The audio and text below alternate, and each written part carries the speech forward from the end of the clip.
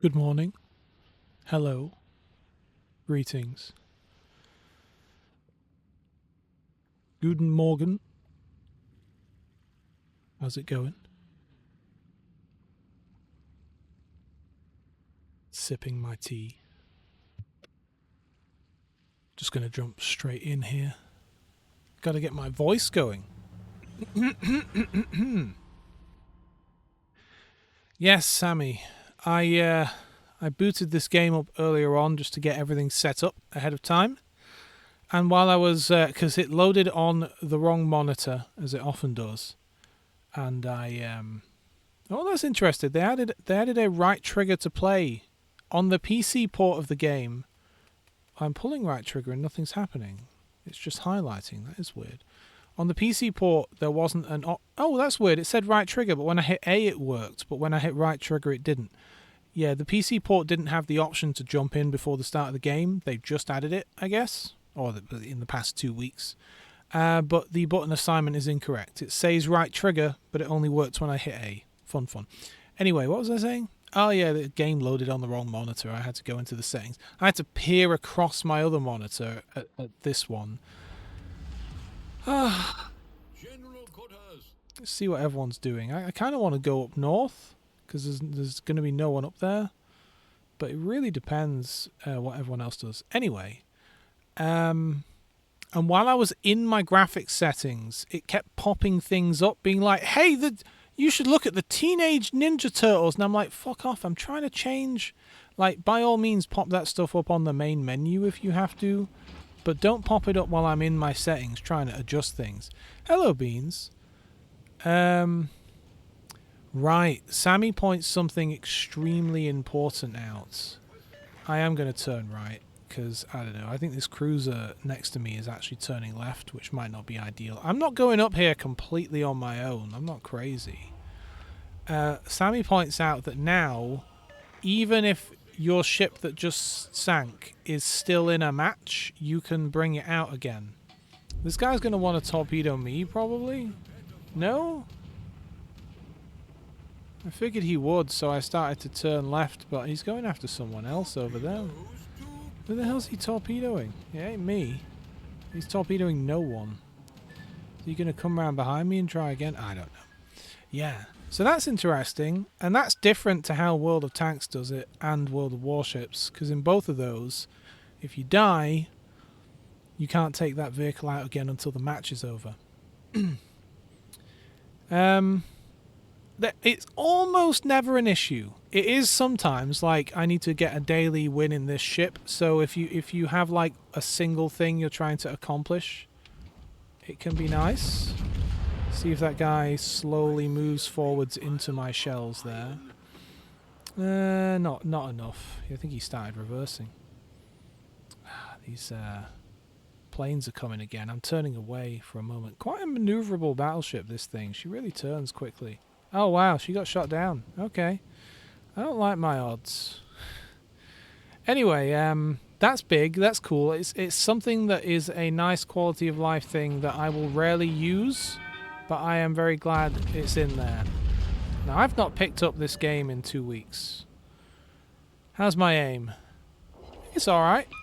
Okay, good. World of Tanks Heats looks now. Oh, right. Yeah, that's that new thing, isn't it? They're always bringing out new stuff, and it always has weird names. Like the World of Tanks console is actually called World of Tanks Modern Armor. You'd never think it. These people just call it World of Tanks console. Alright, I don't necessarily want to just speed along here. This Colorado can really move. I wouldn't mind that other cruiser catching up. Strength in numbers and all that. But I am happy to get behind this island a little bit. How are you, by the way, Beans? I've not really spoken too much with many people over the past couple of weeks. Last week we had a heat wave here, and I had a really bad back for no reason. And so I was resting, mostly. And this week's been a bit of a whole thing as well. But finally... Okay, Mono. Let's go. Let's go. Let's see how far we can really push up around here before we get obliterated. No one's shot at me yet, which is nice. Always appreciate that. I'm alright, I guess. I got a bit of bad news about an hour before starting the stream. Not something I'll discuss on stream, but it's got me a little bit down. But in better news, I've been working on birthday presents. A lot of my friends have their birthdays like this fortnight, like this week, more or less. This week, next week, last week. Loads of people, and so we often get together. You know what? I am going to cut in like this cruiser does. I was being real safe. I was going to go behind that island because I didn't know what was over here, but it does seem like no one is over here. Their one destroyer is down in A, so yeah, I will just cut in. Anyway, I've been working on birthday gifts, and that requires a bit of eBay hunting for what I want. And I'm pretty sure none of them watch these streams, so I can point out no one's in range right now. It's I'm doing some mixtapes. And I have a bunch of cassette decks, right? Like I got a boombox sat in front of me right now, a nice Hitachi thing, and but the as with a lot of these older devices, the rubber bands have failed. Because for those of you who don't know about cassette players, the motor that drives the motor that drives the bit that interfaces with the cassette that turns the cassette is hooked up via a drive belt that's basically a rubber band, and it's there to even out the motion, because even the slightest unevenness in the motion from the motor will be audible on what you listen to. It will sound like, if you ever hear an old cassette player that sounds kind of warbly and kind of weird, it's because like the rubber bands or some portion of the drivetrain are like going and not working as they should anymore. And so the problem is, because all good cassette players were made a very, very long time ago, you don't really get companies that make good ones these days. If you buy a brand new Walkman these days from, some company or whatever, they're pretty much all using the same like cassette player module from like some Chinese manufacturer or something, and they're crap basically. So if you want a decent cassette deck, especially for what I'm doing, recording to cassette tape, you want something that's like at the latest made in like the like late 2000s. It's kind of when they stopped making good cassette players and stuff. So anyway, the problem is the rubber breaks down over time in stuff. It was a quick game, Sammy. It's nice. You know what? If the entire day today is just that easy, no one shoots at me, and I get to just have a chat with you guys and barely pay attention to the game, that'd make me very happy. I got lucky in the direction I went there, because I think most of their team went the other way. Yo, could you piss off victory screen so I can get to the there we go. I don't know how you get to the containers things without tapping on this. I don't know, there's probably a way. Anyway, yeah, the rubber bands go, so all of my cassette all of my cassette players that have the ability to take a line in so I can play audio out of my laptop and record it to cassette, the rubber bands have gone in them, and I don't want to have to take them apart, stop, because I'm using them. I don't have to take them apart, stop using them, replace rubber bands and things. So I went online and looked around on eBay for some cheap stuff. I was gonna just get like a cheap little little handheld recorder thing, because all I really need is that. But after doing a bit of research and looking around, all of the ones you can get, well, first off, like 90% of everything you're buying at the moment is all like, ooh, it's all partially working. And what they mean is the whole thing works except for the cassette player. And it's always the same failure mode. It's always, oh, the rubber band needs replacing, right? But I couldn't find anything decent. So then I started looking at like stereo tape decks and things, but like obviously very cheap. I'm not going to spend a lot of money on this. Like £30 was my absolute ceiling, right? Um, but in the end, a bit of. Oh, by the way, before I forget, 36 degrees, nice, Sammy. That's. I like hot weather when you've got like the infrastructure to handle it. Like when I would be in like 36-degree weather, which was common enough over in America, it was great because like you could go to any gas station and buy a big bag of ice, and everywhere had aircon, and you had places you could go and facilities and just the whole. I like the clothing you buy over there as like it's kind of a different, like the clothing is essentially made out of the same stuff as everywhere. It's like cotton and polyester and so on and so forth. But you'll have different thicknesses and weaves of things that you don't really think about until you go to a country and like just they sell a whole different selection of everything, right?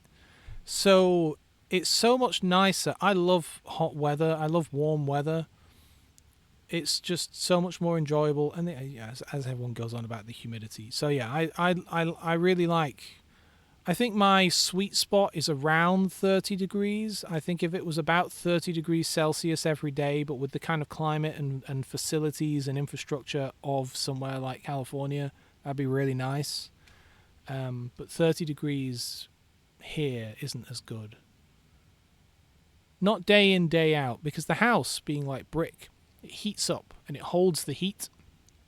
And so eventually it becomes... Like, day 1 of 30-something degree weather is fine. And day 2 isn't too bad. But then after that, the house has heated up and not been able to cool down. And so it just gets hotter and hotter inside, even with the windows open and stuff. Anyway, I love warm weather. But yeah, so I was looking for cassette players. And of course, they're all broken and need the drive belts replaced, which is... It's not an impossible task. It's fiddly, right? And you have to be comfortable with taking apart electronics and things. And I'm perfectly good at that. But I just didn't want to have to deal with a fiddly job.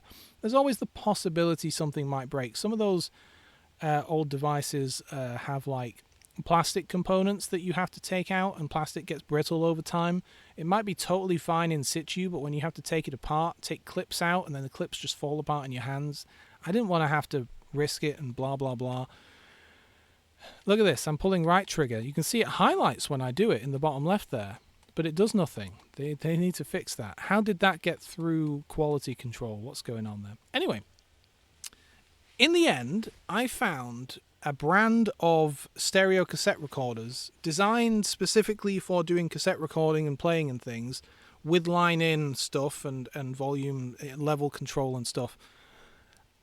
But they were made for... Firstly, it was a British company, all UK made, and they were made for educational purposes. So you would see them if you went to school in the maybe like 80s, 90s, even into the 2000s. If you went to primary school or secondary school or even like some music schools and things where they were doing... I don't know, fuck it, I'm going to go right. Where they were doing... like maybe a play, or maybe just like, it's like a PA in the hall when they were doing an assembly with a microphone, or if they were playing music or whatever.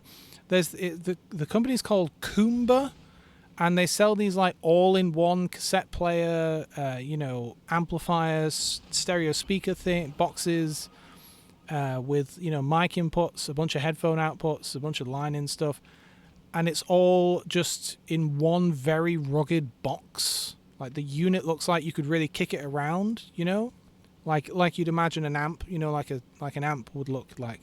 It's all very ruggedized, and I found because no one considers them to be like hi-fi tech or anything, because they're not really, and no one cares about them. No one's out there looking for a fucking Kumba. They're all looking for like Sony and Panasonic and Toshiba and so on and so forth. It was really cheap, is my point. And the listings said it's fully functional. They said they tested it with tapes and stuff, and it all seemed to work. Now, that doesn't mean... At this point, I'd say it's 50-50, maybe at best, whether I'm going to have to replace the belt on it. But the thing is, it looked fucking cool, and it was such a strange, unusual bit of tech And because they're designed to be used in rugged-ish environments, they're quite easy to open up and fix because it's a big box that you can just open up and pull the hardware out of. It's not quite as tricky as opening up like a boombox or something. So I just thought to myself, you know, fuck it, yeah, that's what I'm going to do. So I ordered that. I'm still waiting for it to arrive.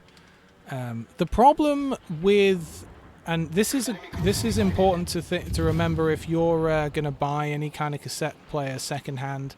Even if the eBay listing says the cassette works, and even if they're not lying, it might fail very quickly after you get it. Like if they've not been using it, if it's been in a cupboard for years and they pull it out to sell it on eBay and they throw a cassette in, or sometimes they don't bother, they just press play and see if the little things inside turn, you know? And then they're like, well, they turn, it works, right? The problem is that old rubber band might be completely functional just long enough for you to play like 20 seconds of a cassette or something. But once you actually start to use it, you know, because it's atrophied, it will quickly fall apart. I'm just spinning around. I'm kind of waiting for the guys behind me to move in, you know, but they don't want to. And I'm kind of... oh, this Atlantico's angry. I don't know. If nothing else, I'm drawing his fire whilst the big boys actually shoot at him. Joke's on you. I don't need to change course. I'm already spinning. Yeah, what do we got here? Hang on. Let's use that repair.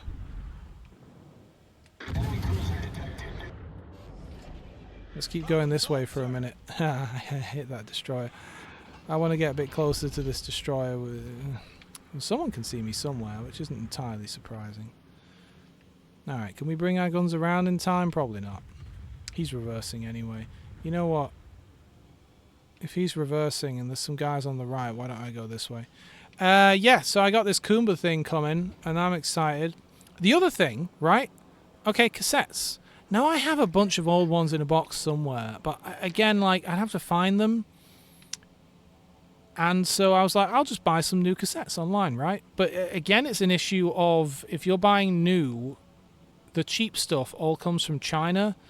And remember that the quality of a cassette is really down to the coating, the metallized coating that they put on... hello there. That they put on the cassette. And good manufacturers have had years to perfect their formulations for that stuff. You know, Maxell and TDK and so on. Whereas these Chinese factories that have spun up within the past, 15 years or something for the demand of kind of young people getting into cassettes and things, which is very cool. They don't have that kind of pedigree in figuring out. And they also, those formulations. And they also don't have the...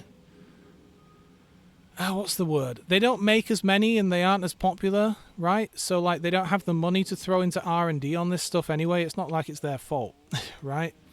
So they're not as good as the old ones, right, basically. So if you want to get, a good audio cassette... And the thing is, it's not just the, formulation and audio quality. Sometimes these companies just make crap.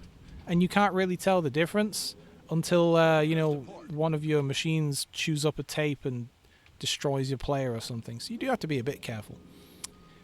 So I was like, no, I'm just going to grab some, a good Maxell or a TDK or something, just decent tapes. Stuff that would not have been expensive when I last bought cassette tapes, probably 20 years ago. And, they're expensive now. You want to get a pack of, was it 4 or 5... cassettes? You want to get a pack of them. You're looking at £18.50, or even more maybe if you're paying for delivery for that stuff. Is this guy going to look at me? No, he's focusing on someone else. I'm happy to just spin in spot and fire on him. £18! It came out to something like £3.75 per cassette, which is insane. Oh, good job, fella. Nice work. Insane.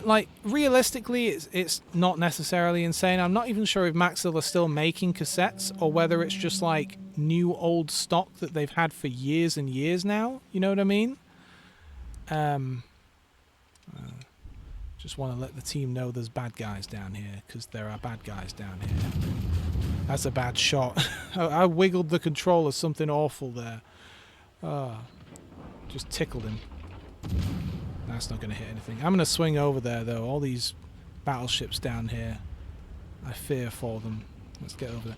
Anyway, yeah, that was very expensive.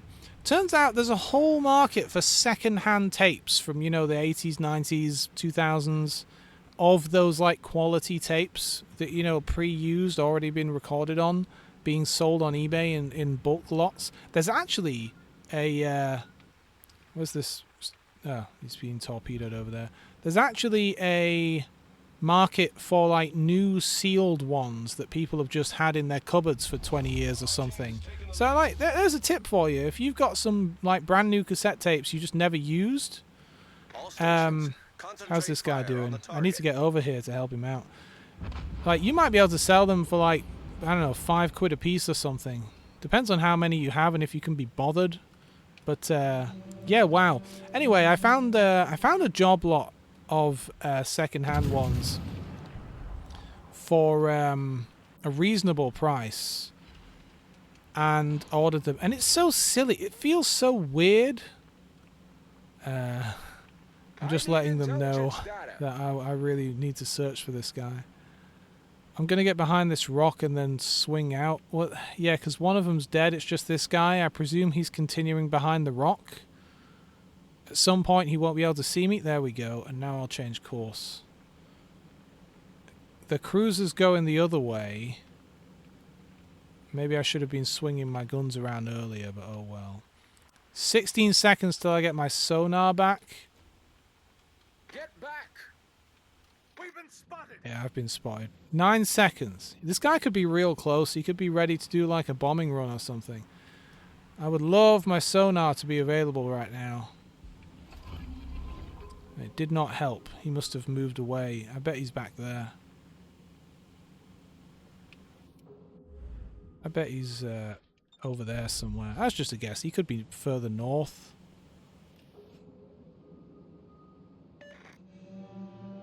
Anyway, so I bought a pack of, like, second-hand... yeah, he is over there. Stuff. And it came out to, like, a £1 per tape, and the tapes didn't look overly recorded on or anything. You can't tell, necessarily, but just judging by the labels that were on them, it didn't look like they'd been recorded over a bajillion times. The kind of thing where you might have recorded, like, a radio concert on them. And you know. Anyway, it's just kind of wild going down that rabbit hole of buying old cassette tapes. And it's something you would never, ever have thought to do. Like, buying second-hand cassettes, because you just buy new ones, right? But because they don't really make them anymore, and the new ones are really, really expensive now, you're in a situation where, like, yeah, you're going to be buying secondhand. It's so bizarre. It's weird. It's weird. It's like it just feels wrong. It feels weird buying a secondhand cassette tape. It feels very strange. Think he's way up north in, like, A6 or something? He must be up there. I'm just gently changing course. He's targeting me now, so that I don't get immediately torpedoed. I want to keep my... There we go. You got me with that one. I need support. Hull breach. We're taking on water quickly. Problem solved, sir. I need to head more north. He'll be heading directly north at this point. All stations, protect that target. Protect that target? He's shooting at me.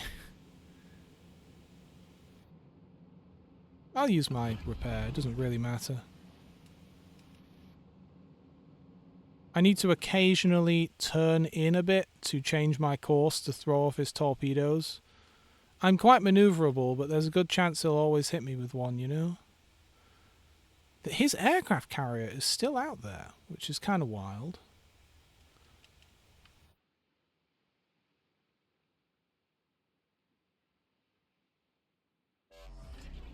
He's going to hit me with another volley. I mean, he could go for that battleship, but I feel like he wants to hit me. But he's really... Look on the minimap. He's being pincered at this point. And we've spotted their aircraft carrier. Torpedoes, direct front. There we go. Just dodged that one. Just turned in at the right point to dodge it. I've been in a destroyer long enough to get a bit of a feel for when they're going to fire. Hello, hello. The Ostergotland. I love the 60 FPS now. It's such a nice upgrade. Oh, he's moving. That was a good attempt, my friend. Good attempt. Well, that was a fun little match, especially because I got to just talk about cassette tapes the whole time. But yeah, so I'm doing a mixtape. Doing some mixtapes. And you know what? Even that took effort. Yes, Sammy. I don't even know why I'm putting them on tapes. I could put it on CD, which would be easier because I have a whole rack of like CDRs, and people are more likely to have CD players of some description than they are cassette players. But I don't know. It's just something different. It's just something different for the sake of it being different, you know. I think it lends itself to more. Look at all these cool banners. I like them. I especially like this one that looks like some like. Look at this icon here though, where it's like a bad drawing of an insane cat. You see it above my mouse thingy here. That is hovering over it doesn't show me that picture, which is a shame, but I don't know what that is. It's cool. Anyway, I think with something like a cassette, you have a bit more... it's a bit like sitting down with a book instead of reading it on your phone or something. You're kind of more in the moment. You're kind of more present. I don't know. Because like all of this stuff I'm putting together via Spotify, the playlists are all put together on Spotify. Which is convenient because I have like thousands of songs in my liked list on Spotify. I have a very bad memory, ADHD and all that crap, terrible memory. But going through these lists, I'm remembering things that I like, and then I can just start throwing them into each. I've got like 6 people I need to do playlists for, so I throw them into those various playlists as I go through. And you know, there's a vibe and a feel to each of the playlists for each of the person. And then once you've done that, and that took a few hours just doing that. Because it's like, for those who don't know, it's 45 minutes per side on a cassette, so it's 90 minutes, you know, an hour and a half total. I'll take out a cruiser again, screw it, I don't know, the Pensacola. So, like, putting together, you know, 6 times 1.5 is a lot of hours of music. It ended up being about 13 tracks per side, so about 26 tracks per person. That kind of is kind of how it works out. And yeah, Sammy, they might not have a tape. I know one of them does, at least. But at the end of the day, even if they don't have a tape player, I'll just say to them, like, well, you know, it's the thought that counts. I had fun making it. And one day you'll come across a tape player, and then you'll be like, oh, I actually have something to play in this. So, anyway, yeah, so it was hours and hours of pulling music out to put them in these playlists. And I tried really hard to not just put the obvious stuff in. Spotify is great because you can look at a song and it tells you how many times universally it's been played. And I tried to stick to stuff that hadn't been played more than like 10 million times or something. Because you get some songs, you know, like, oh, this song would be great on a playlist. And you're like, okay, how many times has it been played globally? 1.5 billion. All right, yeah, they've probably heard this song before. And I like mixtapes for discovering new stuff and not just being a, you know, top 10 songs ever heard playlist, you know what I mean? I didn't put Fortunate Son on there, you know what I'm saying? So I tried to pick stuff that might be new to them and things. It took a while, and then you have to go into each playlist and actually organize everything into an order that feels like it makes sense, right? You have to have songs that move well from one song to another, and also respect like the energy level of the tracks. You want to start maybe high energy. It's the start of the playlist. You want to jump someone straight in, have a good time. But then after a couple of high energy tracks, they need a rest. So you want to bring it down to something a bit lower energy. And also the feeling of the songs. Like if you've got some like happy songs or some sad songs, You don't like mix and match. You want the sad stuff to kind of be in its own little section. So you're thinking about all this stuff when you're making a mixtape. And I had to do that for 6 people and then separate it per like 2 sides. I do not like that I'm already being targeted by so many people. I might just turn around and do a little circle. I might just go in a circle because by the time I've turned around, my friends will have caught up. I don't like this. I don't. I was trying to bring my guns around. That won't hit him. He's moving too fast. Actually, maybe I'm okay. I don't know. Everyone stopped targeting me. Maybe I could just target this Acasta. But yeah, so that was a lot of... That took like an entire evening the other day. And then, of course, when you think about recording it to the tape, that's like 9 hours of audio, right? So it's going to be 9 hours of my laptop playing out to this cassette deck. And that's assuming the cassette deck works and the rubber band doesn't fail. Because if it does, I'm going to have to open the thing up. I'm going to have to look at the band, get a rough idea for what the measurement is, because, you know, they all have different lengths and stuff. And then I'm going to have to try to order a replacement on eBay or something, which is actually going to be really easy. You can order replacement bands, but then I'm going to have to open it up and change the bands out. Oh, that's not good. There's a couple of battleships over here, I think, that don't like me, and I'm the cruiser. You look on the minimap, those 2 destroyers in A, the enemy aren't going to see them, they're only going to see me. Good luck, everyone. Thank you. So I want to turn around and leave. I don't want this. Was it in New Mexico? I don't really want the New Mexico to be firing on me right now. I'm going to get out of here ASAP. I got 2 guys targeting me. I wonder if it's also the Hagua back there. Anyway, so it's a fun thing. Yeah. Aha! Get fired. I was kind of hoping I'd set him on fire, but it didn't work out. Oh, just got him over the island. Did I set him on fire? No. I hit him, though. I want to meet back up with these battleships up here to the north of A.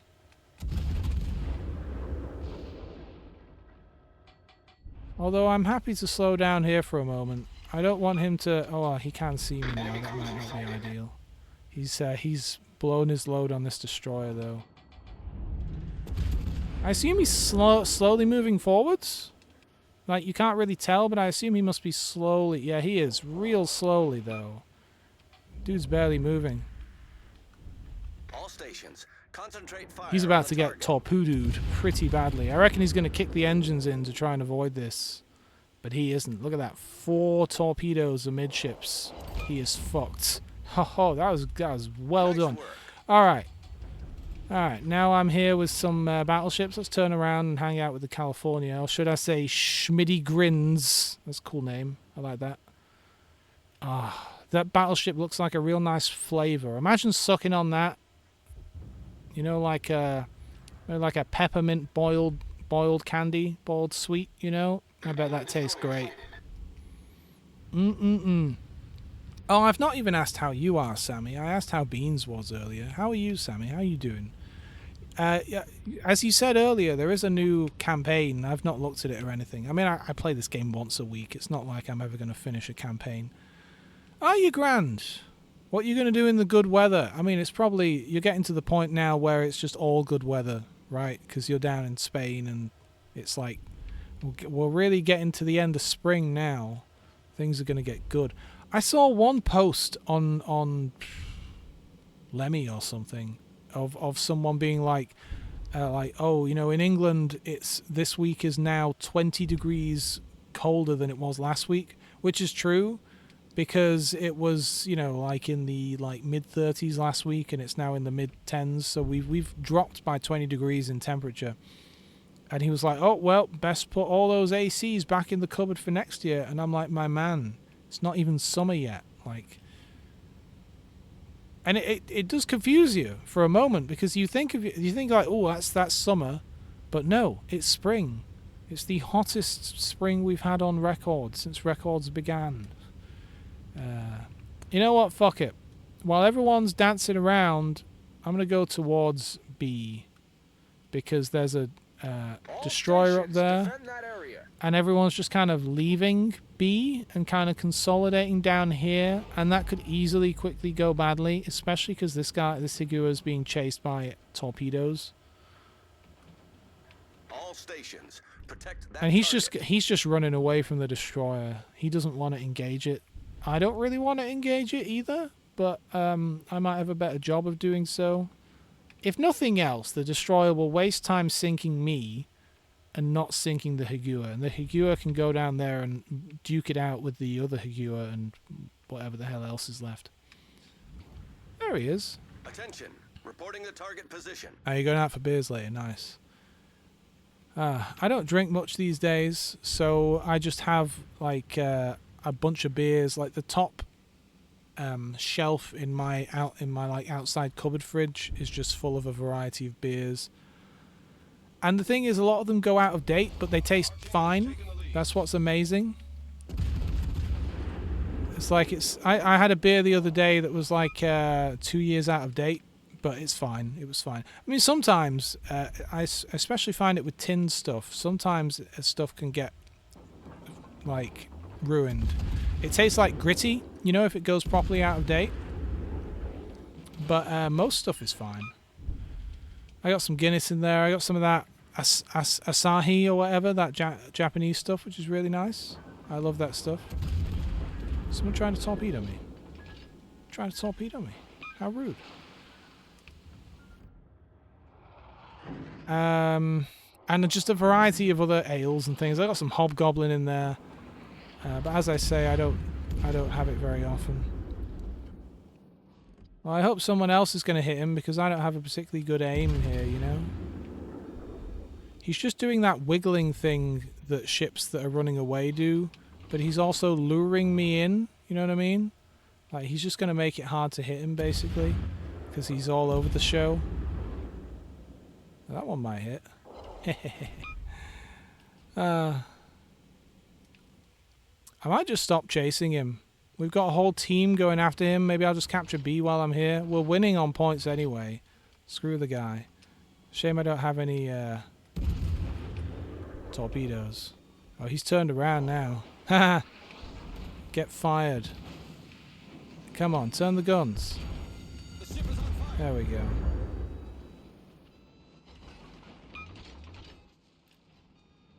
I think he's given up. I'll put that fire out, why not? There we go. Ah, Problem solved, sir. look at this, Sammy. I'm capturing a point.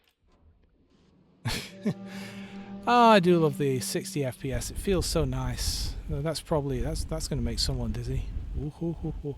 But yeah, it was really fun to put together some mixtapes. And like, it's also like a cheap thing when you have to do a bunch of gifts for like 6 people and you don't have a lot of money generally. Look at this Omaha. Paper thin. I don't think I'm going to hit him though. He was just getting out of my weapons range.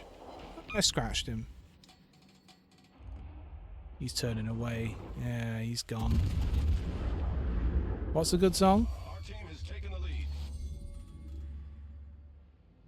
In a minute. Did I say something? Did I quote a song? Paper thin. Oh, I don't know it. Who's it by? Who sang Paper Thin? Well, there we go. My work here is done. That was a great battle. Somehow I don't think the rest of the team are going to struggle to sink an Omaha. Fun ship as long as you can avoid fighting, like, battleships and stuff. Oh, there he goes. Yeah, who sung Paper Thin? Ah, let's drink some tea.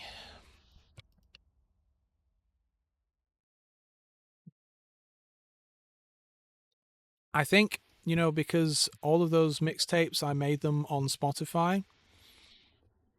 I think for people who don't have a cassette player, I'll just link them to the Spotify playlist. But I'll make them wait for a month or two because it's just part of the experience to listen to it on like a proper device, you know, with some nice speakers.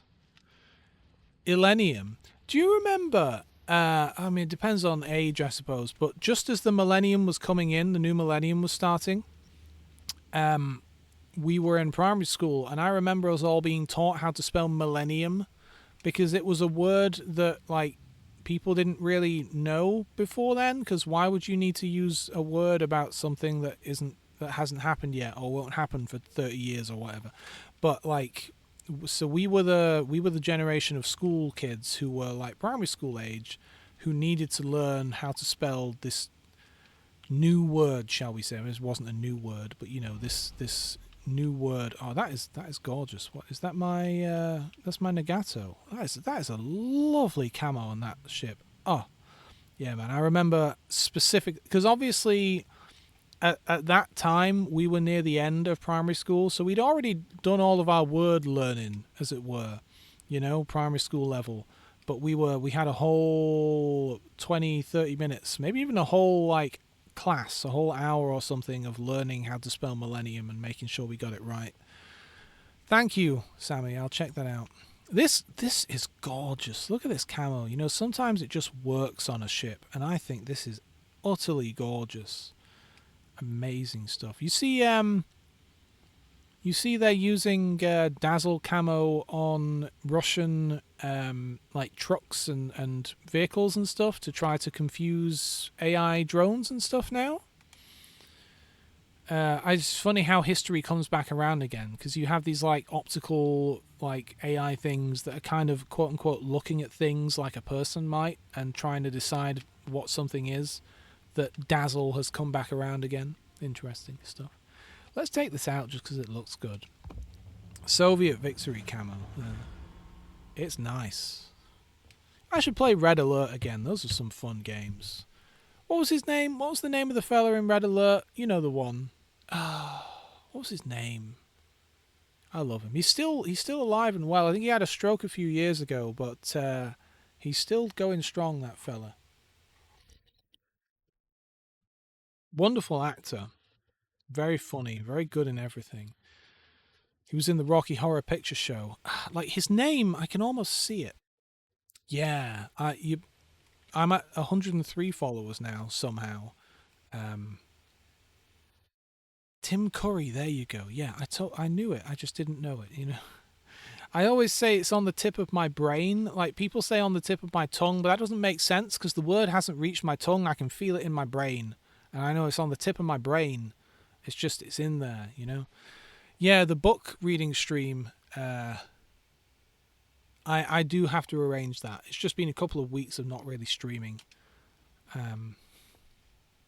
I want to do a poll on the Discord to see when people are going to want me to do it. Because, I mean, it'll be no fun if after, like, you know, almost 9 months of streaming, if I finally do this stream and, like, everyone happens to be busy and no one shows up. That wouldn't be fun. So I'll probably do a poll to see when people actually want to attend. And then I'll do the stream. I got the book behind me, though. Where did I leave it? Where did I put it? Where did I put it? Oh. It's on top of one of my other books. It's a very thin book. It's only about 100 pages long, which is why I was saying we're easily going to get through it on a stream. It's 91 pages.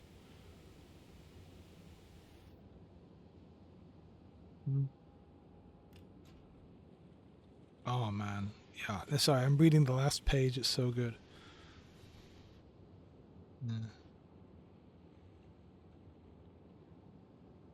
Okay. Man, it was a fun book too, because like it's only 100 pages, but it contains so much information, and it's a marvelous read. Yes, I will put it in the just chatting category, because you know I'm a sucker for perfection and getting things right and categorizing things properly. You should see my Caliber book library. You know Caliber, that software where you organize all your ebooks on your PC. Looks like we've been seen. Looks like we've been seen. I don't hate the voice actor on this commander. I think he's all right. He's pretty good. Maybe a little too sarcastic sometimes, but I do like how he says, "Looks like we've been seen." Destroyer in sight. This'll be fun. What? I like is it the Santa? No, the Scrooge one is the best, I think, because he sounds like an up himself ship admiral.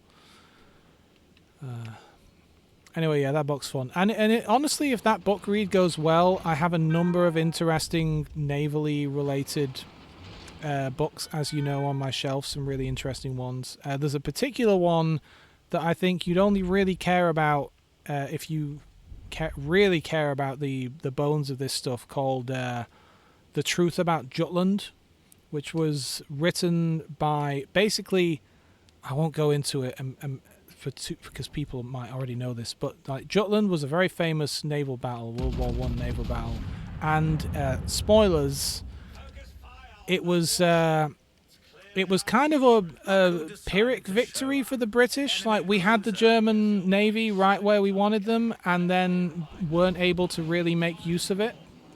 I knew this was going to happen here. I should have turned away a bit. And so there was this big inquiry, because it got into the press and stuff, and the public were going on about it. And so they demanded an inquiry into like because we lost a couple of ships, like the Queen Mary and stuff, and the public were like, what the hell? How did the superior British Navy catch the Germans with their pants down, and yet we lost more ships than they did? What the hell, you know? And so this guy was in charge of the investigation. I think he was a naval admiral himself. But then after the investigation, the report wasn't released to the public. The government didn't want it. It was a whole thing, which... so anyway, this book was written after he retired, and it's his personal accounting of what he came across when he did that report. I'm going to get sunk. These other guys are just kind of hiding. I was kind of hoping these guys would come and back me up, but they're all just like... They're all just backing up, hiding. There goes the turret again. Thanks, guys. Nice camo, though. I'm about to sink, so enjoy the camo while you can. That looks really nice. That's a nice looking camo.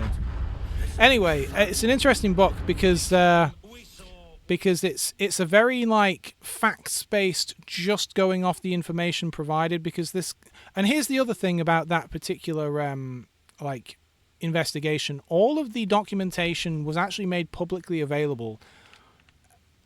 But it was thousands of documents from, like, you know, reports from various ships, and all the information and all the logs and all the data and details. So it was technically available to the public. The government were like, we're not hiding anything.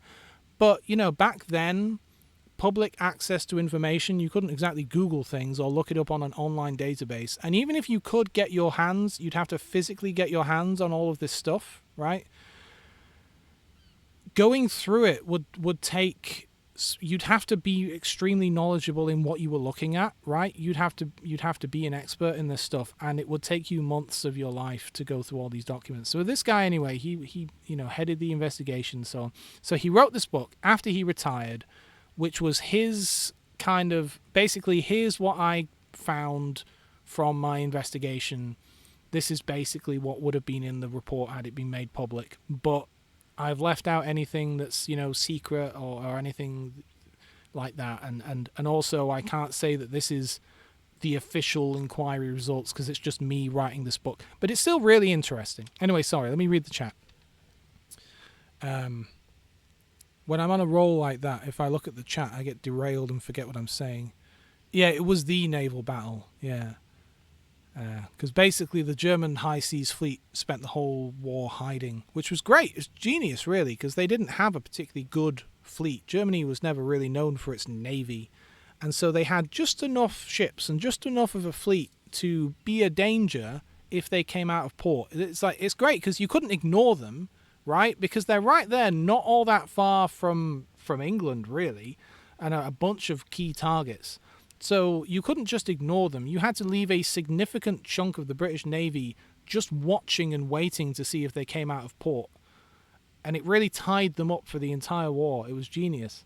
And the one time they fucking did come out of port, we almost had them.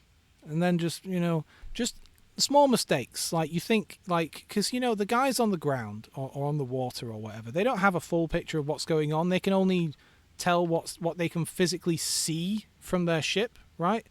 and then make educated guesses on where the rest of a fleet may be or what's going on. And the same happens with their allies, right? Because like our own fleet wasn't all in one big chunk, and sometimes ships got lost or didn't meet up, or like they'd arranged to meet up at a certain time in a certain place.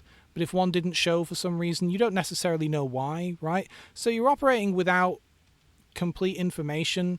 And you could see, and as we go through some of these books and read it through, you'll see like who made decisions, what decisions they made, why they weren't necessarily the best. You can't call them out for being like, oh, you're a bad commander because you turned the ships left instead of turning them right.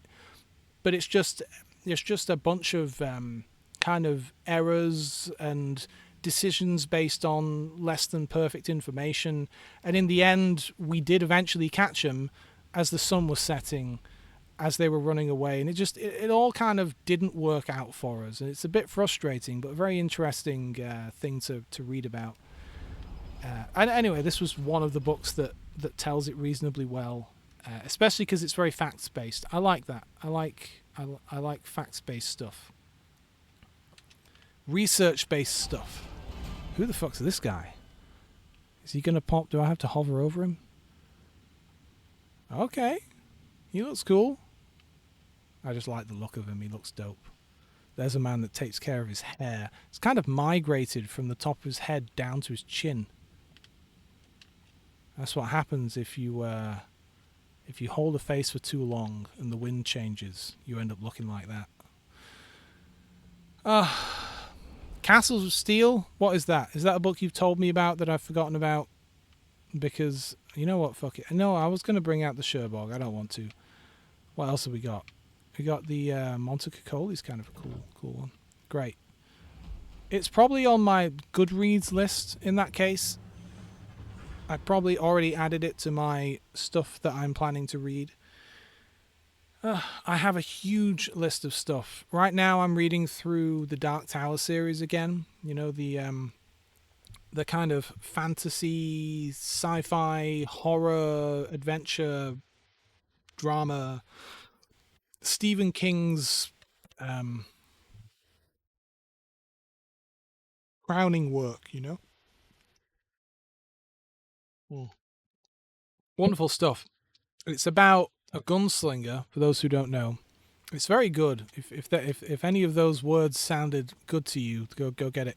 It's like 6 or 8 books long, and it's about a gunslinger, and think like Clint Eastwood basically. Think your old West revolver Clint Eastwood type. Except he's traveling through a kind of a far future post-apocalypse where like life has gone back to a kind of a Western age of technology and stuff. But like 1,000, maybe like 1,500 years ago, there was an advanced civilization on the world that collapsed. And so there's still some of their ruins. Some of the like electrical stuff still works, but it's very rare these days. You might rock up on a town and find they still have one working refrigerator in the town hall or something. You know, that kind of stuff.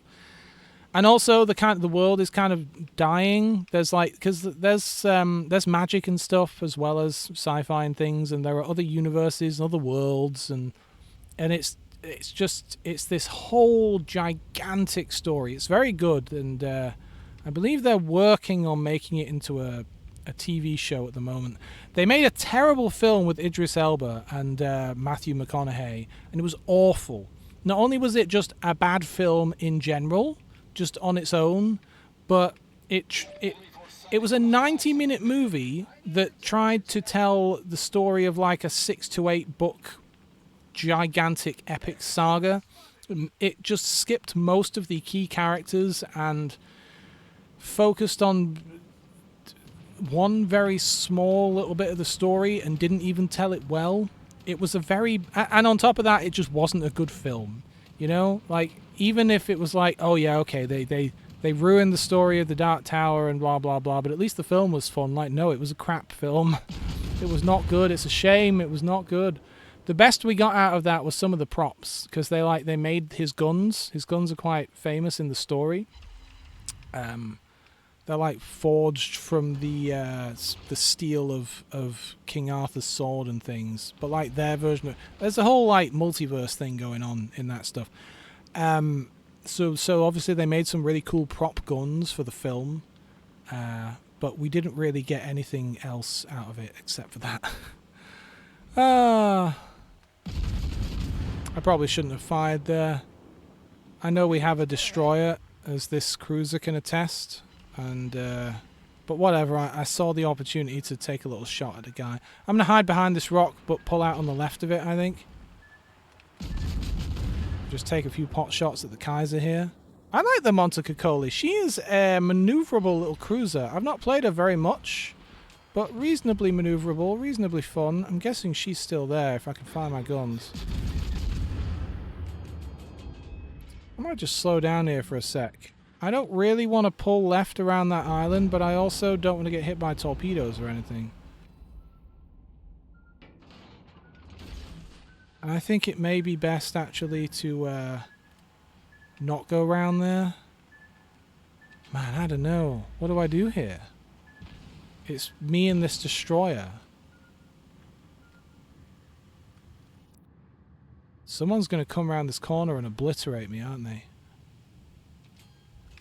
Thing is, if I go left, the Kaiser's going to see me. I'd quite like to do a hard left turn here and just kind of get out somewhere where I can maneuver. Of course, you have the Wyoming moving in. I don't really want to pull out and leave him in the shit.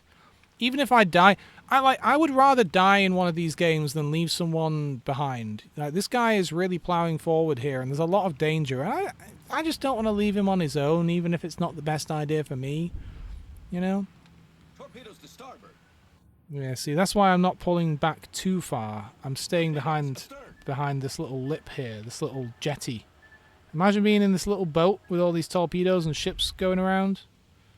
That smoke's going to disappear eventually. Oh, he's learned his lesson a little bit now. He's realised someone's here. I have options. I could plough forward. I could use my smoke. I have options. I even have torpedoes. Just about. Yeah, no, I have a huge list of books to read. Like, fiction and non-fiction. I've still not quite finished Arclight, which is a great, like, 90s... Again, very, like, researched, trying to be very facts-based and informational, but still like a written drama of, like, what would happen in a real, like, nuclear conflict between, like, Russia and the US and Europe and stuff, and how would it actually happen, and how could it happen? Like, it's not written with, like, oh, there was an evil bad guy who took over the nuclear sites and decided to nuke America or Russia or whatever. It's none of that. It's like, how could this happen if it were, like, an accident, right? And how could this escalate? And then once the first wave of nukes fly, that's not the end. It's not some magical apocalypse. Like, there's still going to be more stuff going on, and the nukes don't just destroy a country the way you'd think, you know? What's this guy doing?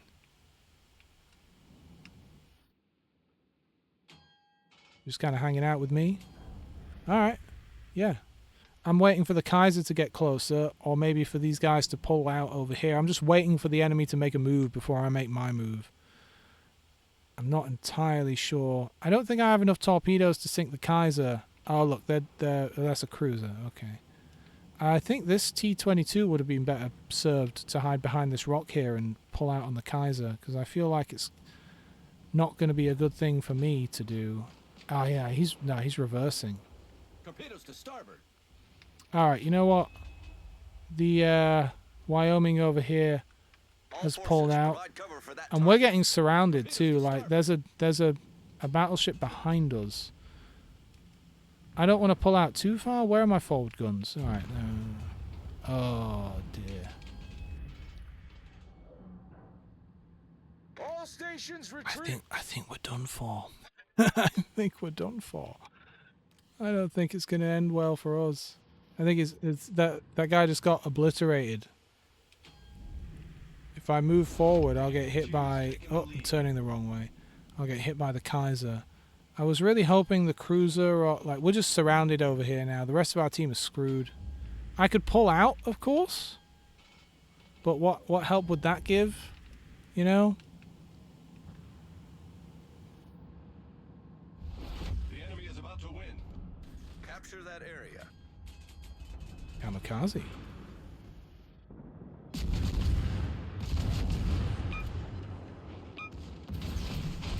Just fire a couple of random torpedoes. Might as well use my smoke. Smoke generator started. Torpedoes dead ahead. Yeah, that's why I'm turning. I reckon one or two of them will hit me though. Torpedoes dead ahead. That's fine. Torpedoes to port. Main turret critically damaged. We've lost here. I was just hoping maybe we could sink the kamikaze first, you know? Smoke screen set. But I have so little health. I'm not sure if that'll work. If I don't get him, hopefully the other guy will. Yeah, Montecoli. Oh no, that was me. Sorry, the Kaiser got me. And I'm guessing that destroyer's way too far back. And here's the guys I was talking about who were getting behind us earlier, because it really was just us left in this little area. That's a shame. I probably should have switched to armor piercing. I think I just had my high explosive out there. Anyway. Alright, yeah, I need a drink.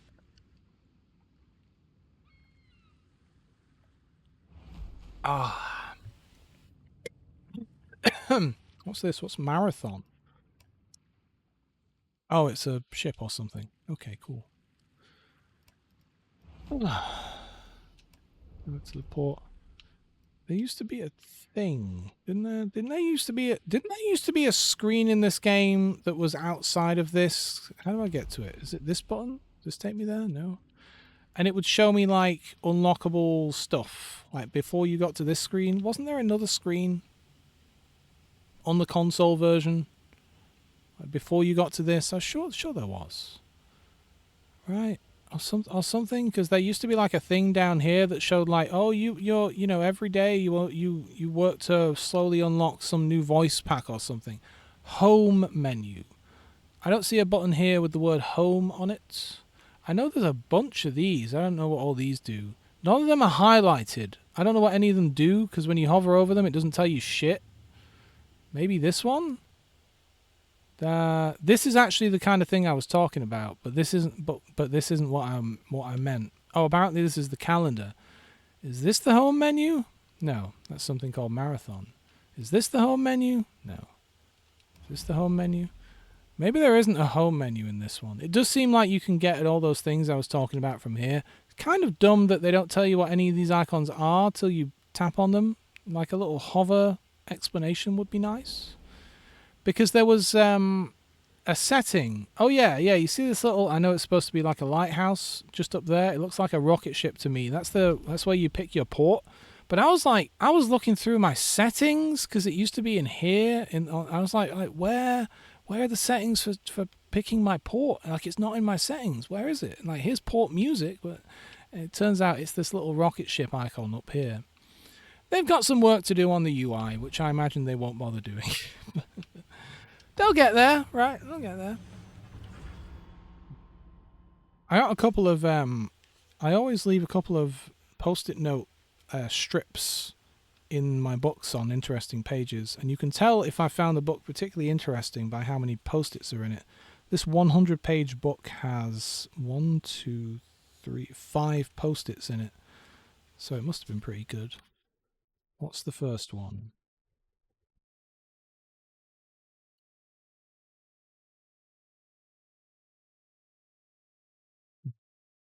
Oh, he's talking about his time in a convoy. What about the next one?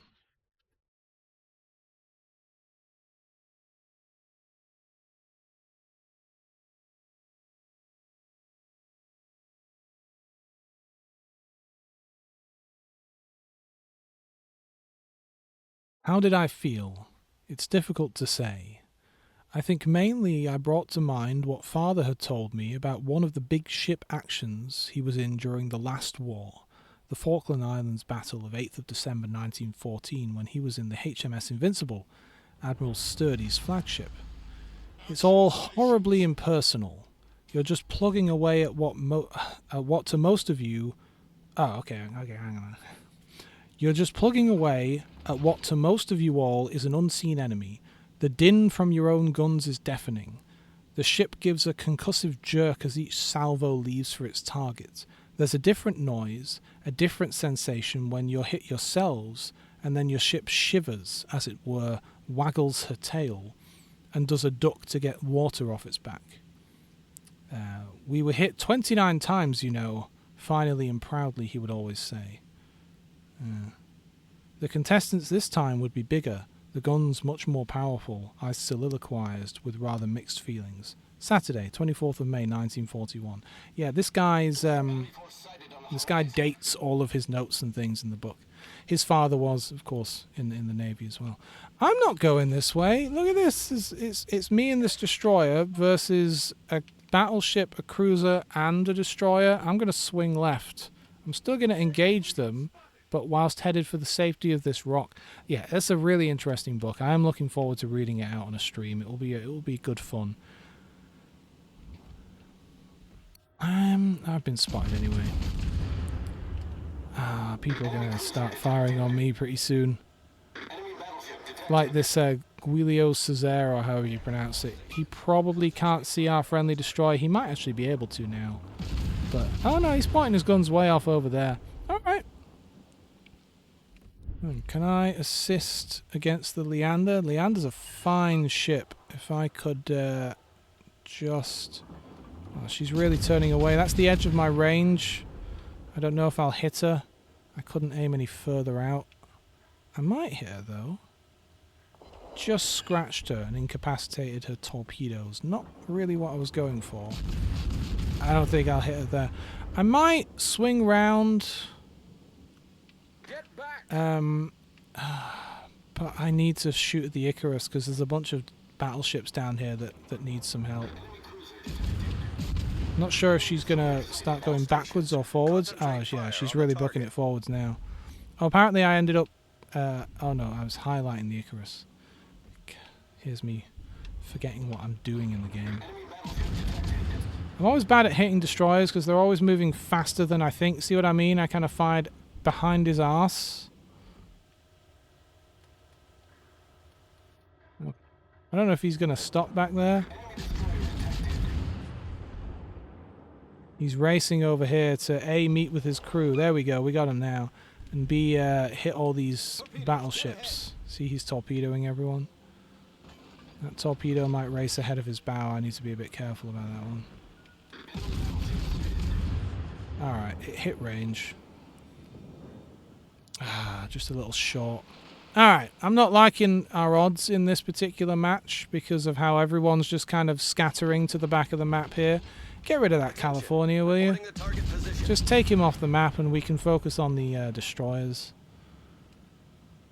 Thank you. Thank you, Tennessee. Nice work. Alright. Now. Good. Our aircraft carrier took out that destroyer we were chasing.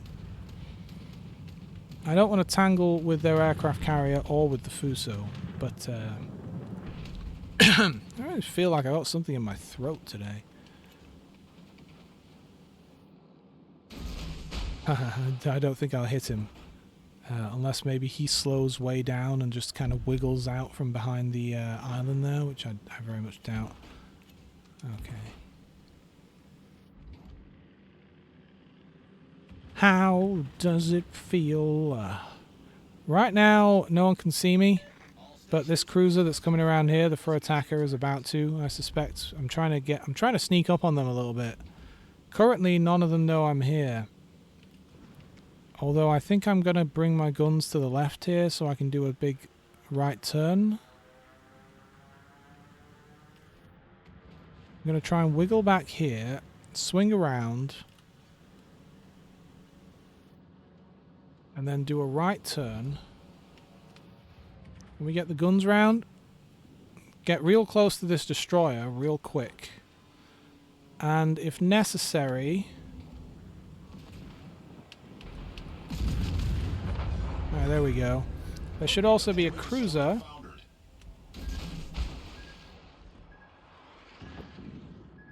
Let's get the guns on her. And see what happens. Her attacker is a fine ship. And I probably... We need to turn a little bit here. And there goes the fur attacker. Good. That was a good attack. Now let's bring the guns back around to the right-hand side and swing back around. That went well. I don't want to hit this guy's bow. There we go. That was fun. Mainly, the whole time I was thinking about the Fuso and how long that guy would have to decide to fire on me or not. But he really is still focusing on the battleships and stuff over here, which is nice. Their aircraft carrier is moving this way, which is very interesting. Makes me think I actually do want my guns on the left again. The guys in the gun pods must be going mental. I wish I had a speed boost. Oh, wow. The Wesser just got obliterated. He's got almost no health. I wonder if he got hit by... well, he's getting hit by someone? Where are those shots coming from? I think his own cruiser might be firing on him. I assume he got torpedoed by our aircraft carrier. While everyone else is focusing on the Fuso, I don't think I'm going to be that helpful with the Fuso. Their aircraft carrier, on the other hand, has the opportunity to get away, and I don't want to have to deal with that shit. He'll be dead long before my torpedoes get there, but I just want to make sure. Alright, good job. Aircraft carrier on aircraft carrier violence. Sounds like I've got an MSN message. There's another Leander. I knew there was fire coming from somewhere else. It was this Leander firing on his own aircraft carrier earlier. Man, I need to get that Discord mod again that lets Discord messages sound like MSN. Hey, Sammy, you can get Discord again. There are a couple of downsides. Some people reverse engineered the servers. So all they had to do was patch the clients to accept a different domain or IP address for the server, and you can actually there's public servers that they're running, with the caveat that of course nothing is end-to-end encrypted. So technically the guys running that server could read all of your messages, right? Which is fine if you're just using it to have a bit of fun and chat with some friends and be kind of nostalgic. But you can also just go on GitHub and download the server software for yourself and run it yourself. So if you had that privacy aspect, and yeah, that's basically it. And you can decide. It's called escargo. I think it's escargo.xyz is the URL, and you can decide which version of the client you want as well. So if you preferred MSN, 6.2 or 7, or you preferred Windows Live Messenger, you can pick the version you want, and they're all interoperable. And it has Messenger Plus and all the old patches and things you used to get to do all cool things. And it still runs on Windows 11. It runs fine for me. The problem is persuading your friends to be like, yo, go download this program and talk to me on that instead of Discord. It's worse in basically every way, but do it, please. And there's no group chats or anything. There did used to be a mod for MSN that added group chat stuff. That was great fun, and turned it into almost like an IRC chat thing. That was a lot of fun. But those days are gone. How good are these rounds? Oh, they're pretty good. All right.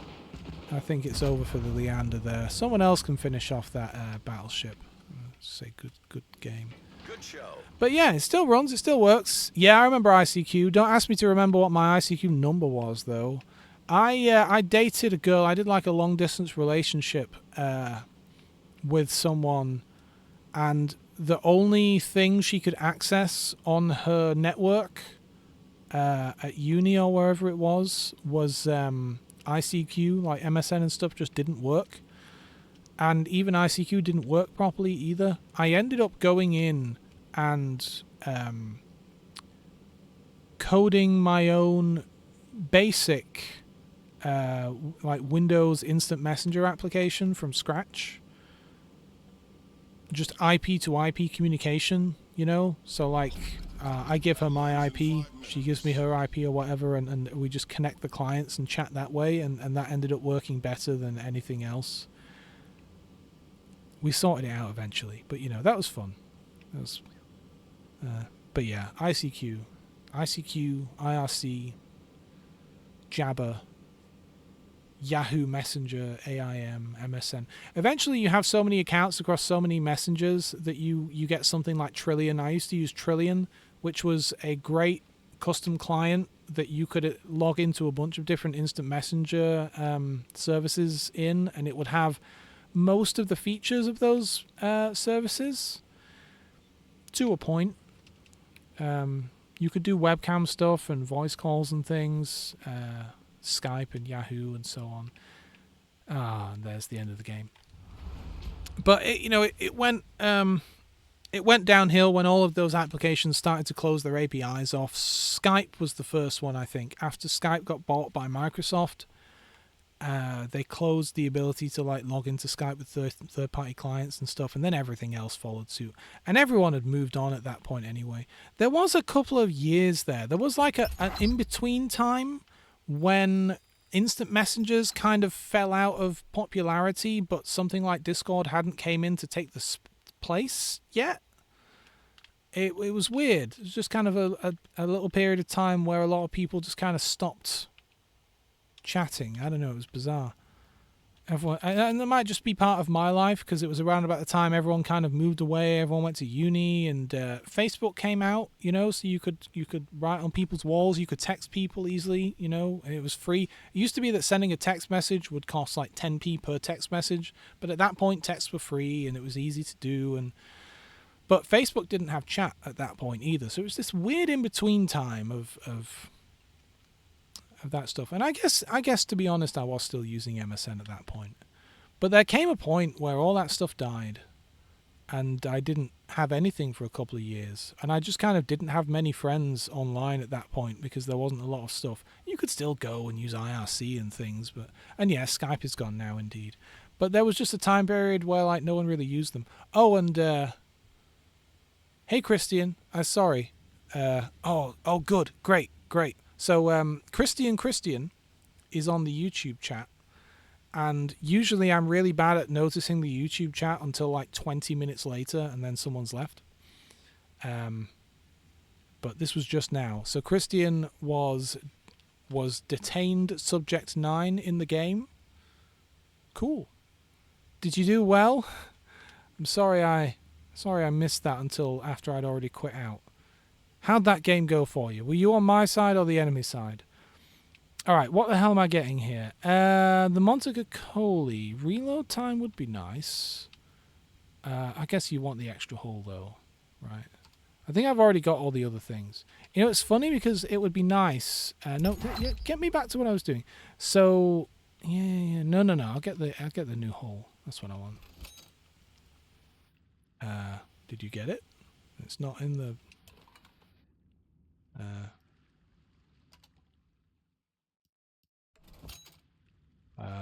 hello? Game? The game is broke. I keep buying this thing and it's not installing it. I'm confused. Let me go out of it and into it again. Oh, video games. Upgrades. Okay, yeah, no, there's an upgrade available, and I would like this one, please. Purchase and install. Great. Confirm. I already have an extra hull over here, though. Why is it offering me this one again? You know what I think's happening here? And it's really... I think it's an annoying... broken... Again, the game's UI needs work. I think you get all 4 of these as you go through them, and I've actually already got this one, and this one. This is the only one I don't have, but it doesn't make that, obvious. It allows me to choose this, and it allows me to buy it as if I can buy it twice, but I already have it. Man, fix your game. There we go. You're not telling me that didn't come up in quality control testing before you released the PC version of this game? Surely. Surely not. You are detained subject 9, Christian. That reminds me of Prisoner Zero has escaped from Doctor Who, Matt Smith's first episode. Man, what was that episode called? Matt Smith's first episode was The 11th Hour. There you go. How is it that, we remember little details like that from our favorite books and TV shows and games and things. Like, I'll be watching an old episode of Stargate SG-1 and I'll be able to remember the next line someone's going to say before they say it in some random episode. But when you're studying for an exam, you can't remember anything. I'd love to have the Amagi Christian. The Amagi seems like a real cool ship every time I go up against it. I assume it's premium, right? Is it? Either that or it's up in a tier I've not got yet.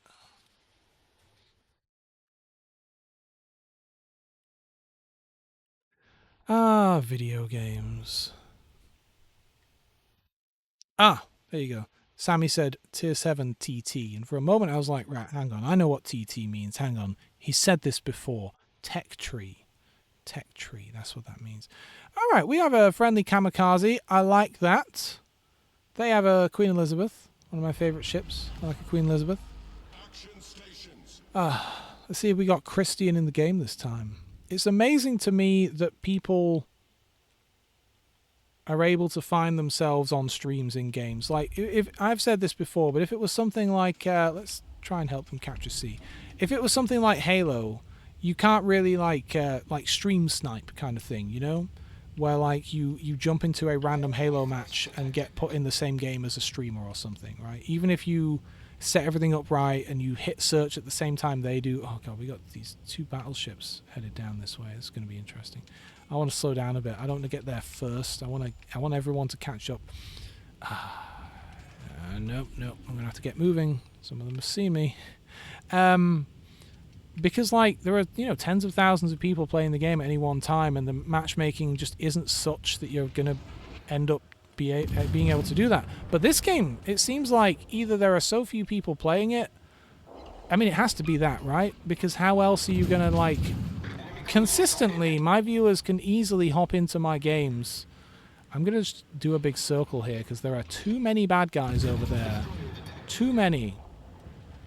And I just don't want to get too close to that. I want everyone else to... everyone's doing the same thing, I think. Anyway, it's weird, right? How many people are playing this game at any one time? How is it that people can do a random game search and end up in the game they want to be in? How? I'd love to see the numbers. They'll never release numbers, of course, but I'd love to see them. I mean, even looking at like the Steam current like player numbers isn't going to tell us much because you know, I'm not playing this on Steam and this is a cross-platform thing. Wow, our team are... Look, man, there's turning around to meet up with the team, and then there's just being in a kind of a panicky ball down here. Come on, lads. Alright, no more panicking.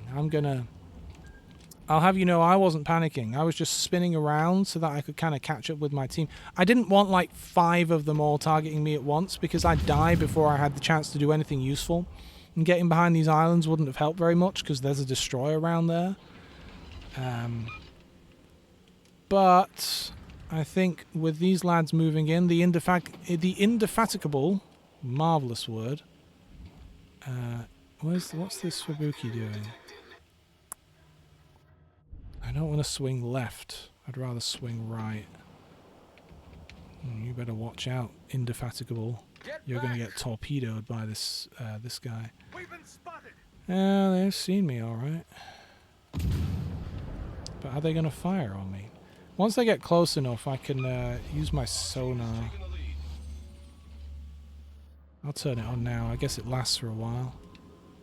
There he is. That Fubuki's going to swing left and torpedo the indefatigable. I can't hit him from here. I'll hit the island. Oh. Sorry, fella. He could actually swing some torpedoes through and hit me. I wonder if he has. I don't think so. I need to turn hard. Alright, New York, I'm going to want you to turn around, please.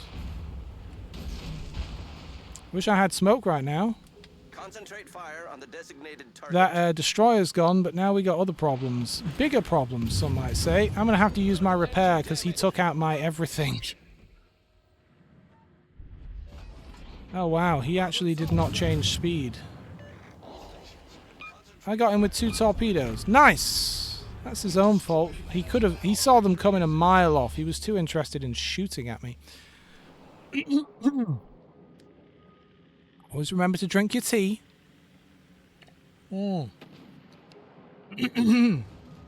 Sorry, I should have like a cough button. All stations reporting the position. Yeah, where is that guy? Let's shoot at him. This has been a good stream today.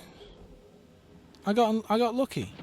But yeah, isn't it funny how, like, if you want to try and, like, even not if you might not be doing it as a bad guy, but like if you're like, oh, I'm watching my favorite streamer or whatever, and I'd like to get in the game with them, see if I can like stream snipe them and jump in and be in the game with them, you know, you can do it pretty consistently in this game, which to me is crazy because what are the odds, right? With how many people must be playing the game at any time. I mean, this time of day, like midday, during the week, you know, it's like it's early in the morning in America. It's very late at night in places like Australia, and I guess Europe is probably not playing the game. So maybe my experience is out of the norm, sure. But I have never, ever been able to do something like that in a game like Halo. I don't know. But yeah, maybe it's just the time thing. I always welcome it. It's fun when people hop in.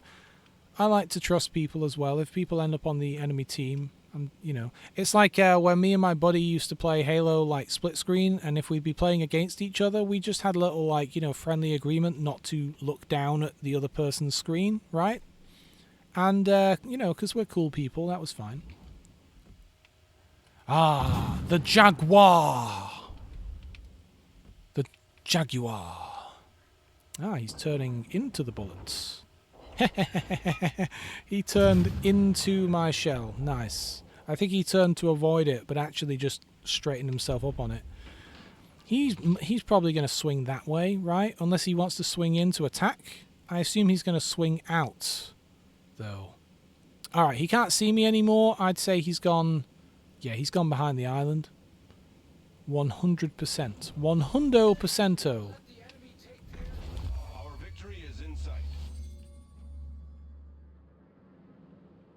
Ah, this is nice. Yeah, I've not had the best... well, last week, as I said, I had a really sore back. You know what it was, as well? I already have... I have a thing with my back anyway, from years ago. And it almost never bothers me. Like, I can be outside working, building stuff. I can be digging holes every day of the week, kind of thing. But, we'll see if I can... Ah, just I was going to fire.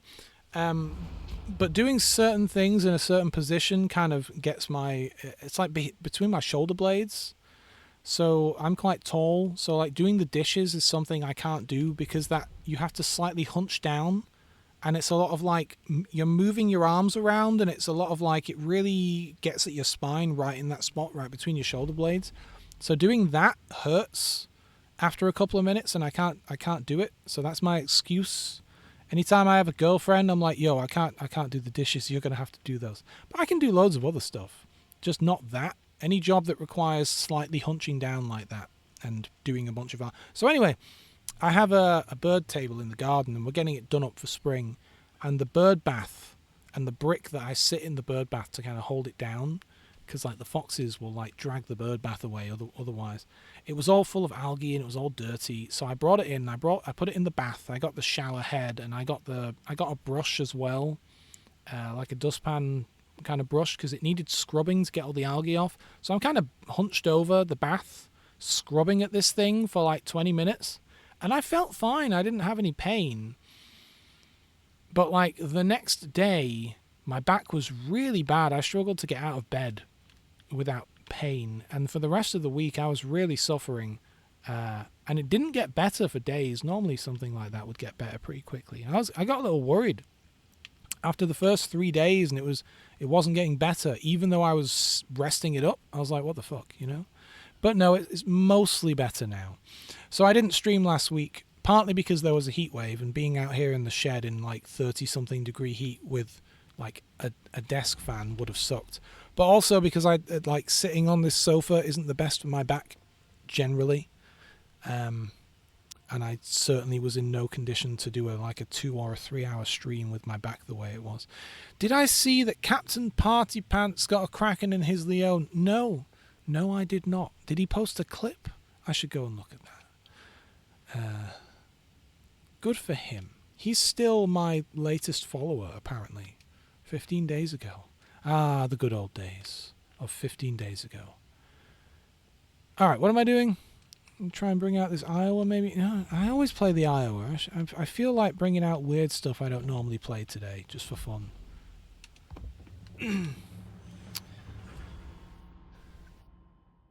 Ah, yes, the Sexy Junior Gardeners, my favourite guild in World of Warships. I should take a look.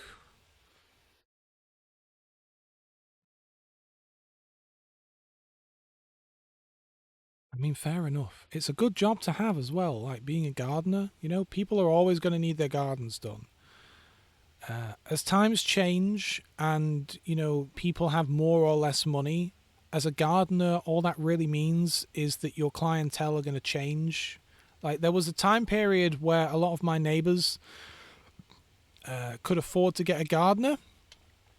You know, like kind of like working class or like lower middle class could afford to have a guy come in every couple of months and just like, you know, do the hedges, do the grass, tidy things up.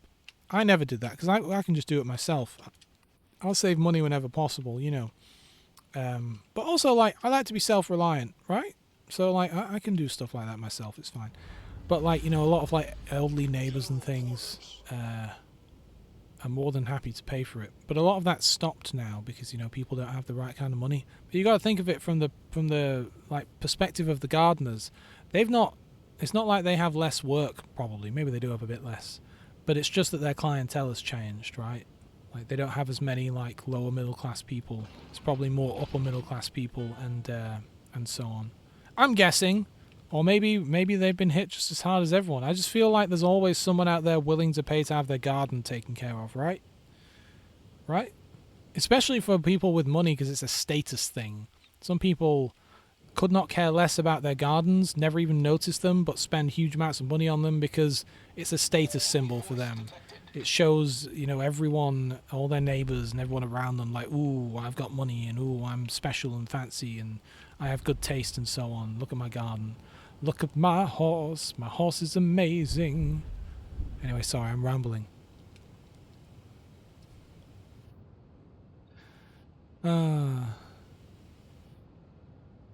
But yes, I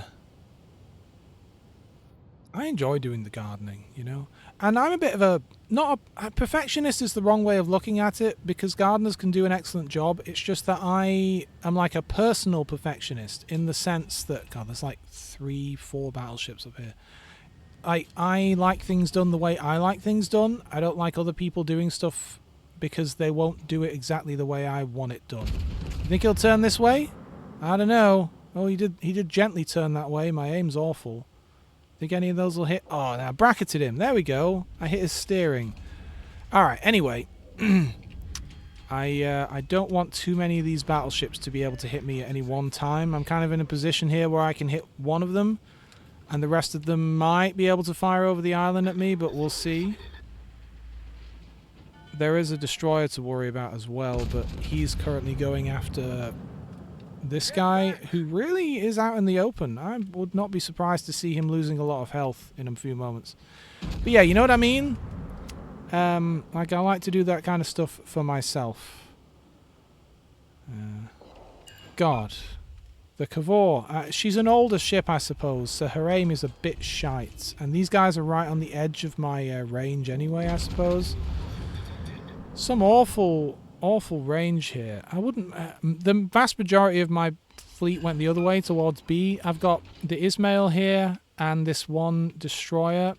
You know what? If the Ismail is pushing in, I'm going to just pull out and help out. Especially because I have to get closer. My aim is terrible. Or rather, the guys in my... like, the gunnery isn't great on this ship, I guess. Also, my aim isn't very good. I'm not Not the best at this game, but I'm alright. I'm fine. Yeah, yesterday though, my back was better, and we've got a lot of like rain and thunderstorms forecast this week. It's not cold, but it's quite breezy and rainy. And so yesterday afternoon, for a little while, just randomly... Oh, that guy really got fucked up there. He was not expecting anyone to shoot at him for some reason. Alright, hopefully that destroyer will finish him off. We need to focus on the battleships. Oh, there's another Kavor. Just like a me. Oh, wow, that Kavor just got fucked. Nice work. Good job, everyone. Jesus. I'm still going to play it safe here and try and use islands and stuff to my advantage. I don't like how many big ships are out there. What's the thing? Yeah, so the sun came out, and the ground was actually much drier than I expected yesterday. And I needed to do a bit of digging to plant some flowers for my bird table like camera, because you want some nice flowers out there. So I did a bit of that, and got that stuff sorted out. The amount of glass that you dig up in this garden, like, wow. Good job. All right, I need to pull... actually, no, I'm good where I am. I was going to say I need to pull right, but I'm actually happy to stay here. Fire over this island and just maintain my distance a little bit. I can still hit these guys from here. I'm using flamey rounds. I don't know if I should be switching or not, but I don't know. They seem to be working. Maybe I'll do one more volley with these rounds. Is he turning away slightly? And then we'll switch ammo to armor piercing. Screw it. Our team hasn't lost anyone. I have never, in my entire time of playing this game, never had a match where there's a complete like team wipe. Like, there you go, we just lost someone. Like a match where we never lose anyone and they lose everyone. Never. I've had lots of games where we lose one guy, but never had a match, you know, where it's a full win. That Ismail really went for it this whole time. I was worried about him this whole time. Let's see, the Kavor is pulling out very nicely. If I can just get round here, I can obliterate him. But we're going to be in a bad situation here in a moment. Alright, let's line up on this Kavor. Our guns are no longer occluded. Let's just have a nice spread, just to make absolutely certain. But now I need to not die. I'll swing around, try and bring my guns to bear. And I'm just going to have to go straight at the Normandy. I want to bring my guns around to the left. I want to get behind this island as quickly as possible, but they're also trying to torpedo run me, so I actually have to turn left here to avoid the torpedoes and then swing right again. That's a lot of torpedoes. How many of them are going to hit? None? I'm the best. I really didn't want to swing this far left. I want the Andrea Doria to not be able to fire on me, quite frankly. Oh yeah, good job. Whoever just fucked the Normandy. Hang on, she ain't dead. She might be repairing. Yeah, let me just see if I can dissuade her of that notion. Thank you. Alright, now I'm not an idiot. I'm going to swing away, capture A. I'm going to do some repairs, avoid the next wave of torpedo planes. Here they are. I'll avoid them as best I can. I'm already turning hard to starboard. My guns can't come around quick enough, but oh no, those planes are going away from me. Let's slow down a little bit here. Maybe I can get some of my guns in arc before I go behind this island completely. Yeah, wouldn't that be nice? Alright, now let's just push on. We've captured A. We'll come out round the corner. We'll fire on the Andrea Doria. Well, we might fire on the Serov. I just, I don't want to get, like, too focused on the aircraft carrier, but he's a violent man. He's trying to sink us with torpedoes, I guess. What was I talking about? Gardening, yeah. You know, I did some... You know what's funny, right? The, my hedge croppers, the, shears, sorry, not the croppers. My hedge shears. The croppers are what you would use to, like cut one very thick branch, you know, whereas shears are more like a big pair of scissors that you would use to cut a bunch of smaller stuff. You know, like your hedges, if you were manually trimming them, you'd use the shears. And my shears are over there at the allotment, so I wanted to just cut, like, it's only a few square feet worth of, like, clover and grass down where all that stuff is. I wanted to cut it. I had to do it with a pair of scissors, which is insane. You ever seen someone cutting their grass down with scissors? It's just, it had gotten, like, you know, a good 8 inches tall or 6 inches tall of, like, clover and grass. It was all overgrown, but it was a relatively small area.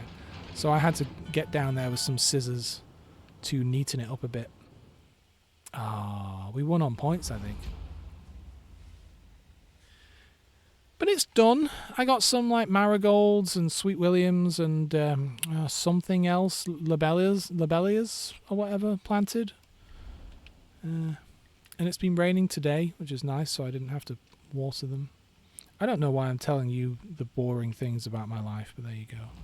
How about the Nagato with her sweet camo? I got obliterated the last time I brought her out, but maybe it'll go differently this time. Anyway.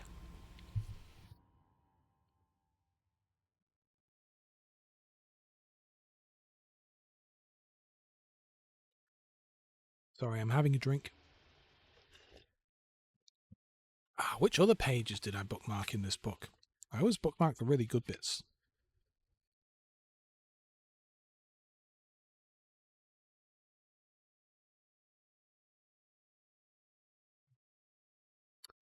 Nope, that's a boring page. This makes for good listening, doesn't it? Alright, what's this one? God, this is quite an old... This book really is ancient. When was this one printed? Oh, 1944. Yeah, I guess it makes sense. The guy probably came back at the end of the war and then wrote the book.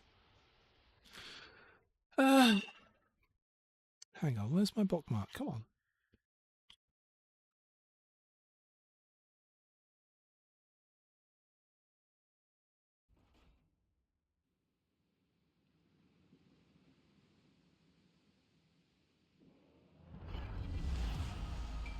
Let's start. I was in my turret, port side, and the repulse and ourselves opened fire practically simultaneously. One bomb hit the repulse, it did some damage, caused considerable casualties, and started a fire on the catapult deck. This was quickly got under, but that was only the opening chorus. Things now move so quickly that one's own personal experiences and what one saw or heard were only a minute item of the complete picture. Pierced together with the aid of survivor stories in both ships, what happened was roughly as follows. Stage effects were the din and flash of our guns, the sickening noise and sensation of torpedoes, and the pleasing sight of enemy planes being brought down in the sea. Ah, yes. And that is quite close to the end of the book as well. Alright, I should probably focus on what I'm doing, which is apparently driving towards the enemy with Heinrich over here. Okay, what am I in? The Nagato.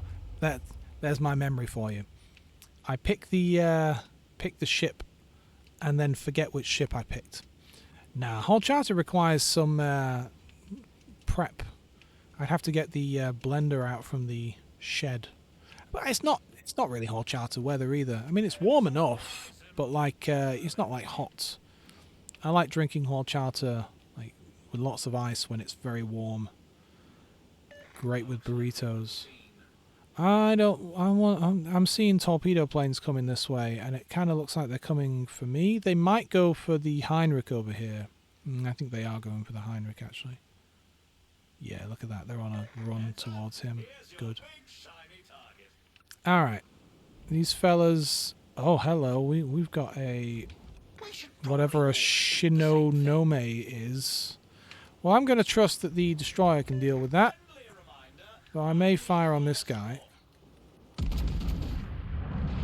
Just to help out a little bit.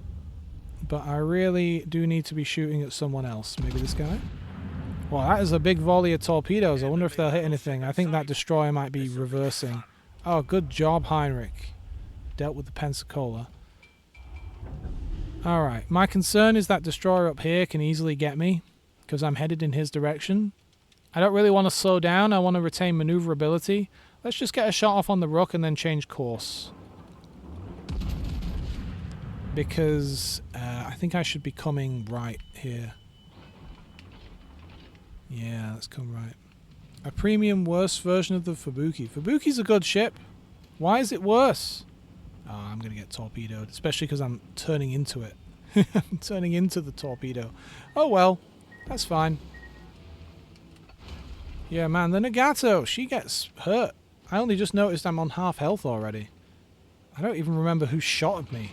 Was I not paying attention when I got hit? Who shot at me earlier? How am I down to half health already? I know I got one torpedo in me, but that's my memory for you. That's a lot of torpedoes coming from that destroyer. And that's why I didn't want to go around there, because look, he's kind of made a break for it in this direction. Imagine if I was still headed straight for him. That would have been great. And by great, I mean not great. Oh, he slowed down, the cheeky sod. Yeah, that second volley was a bit more on target, but... Retreat, preferably with dignity. Oh, there goes the Heinrich. I don't think we're winning this one, somehow. Somehow.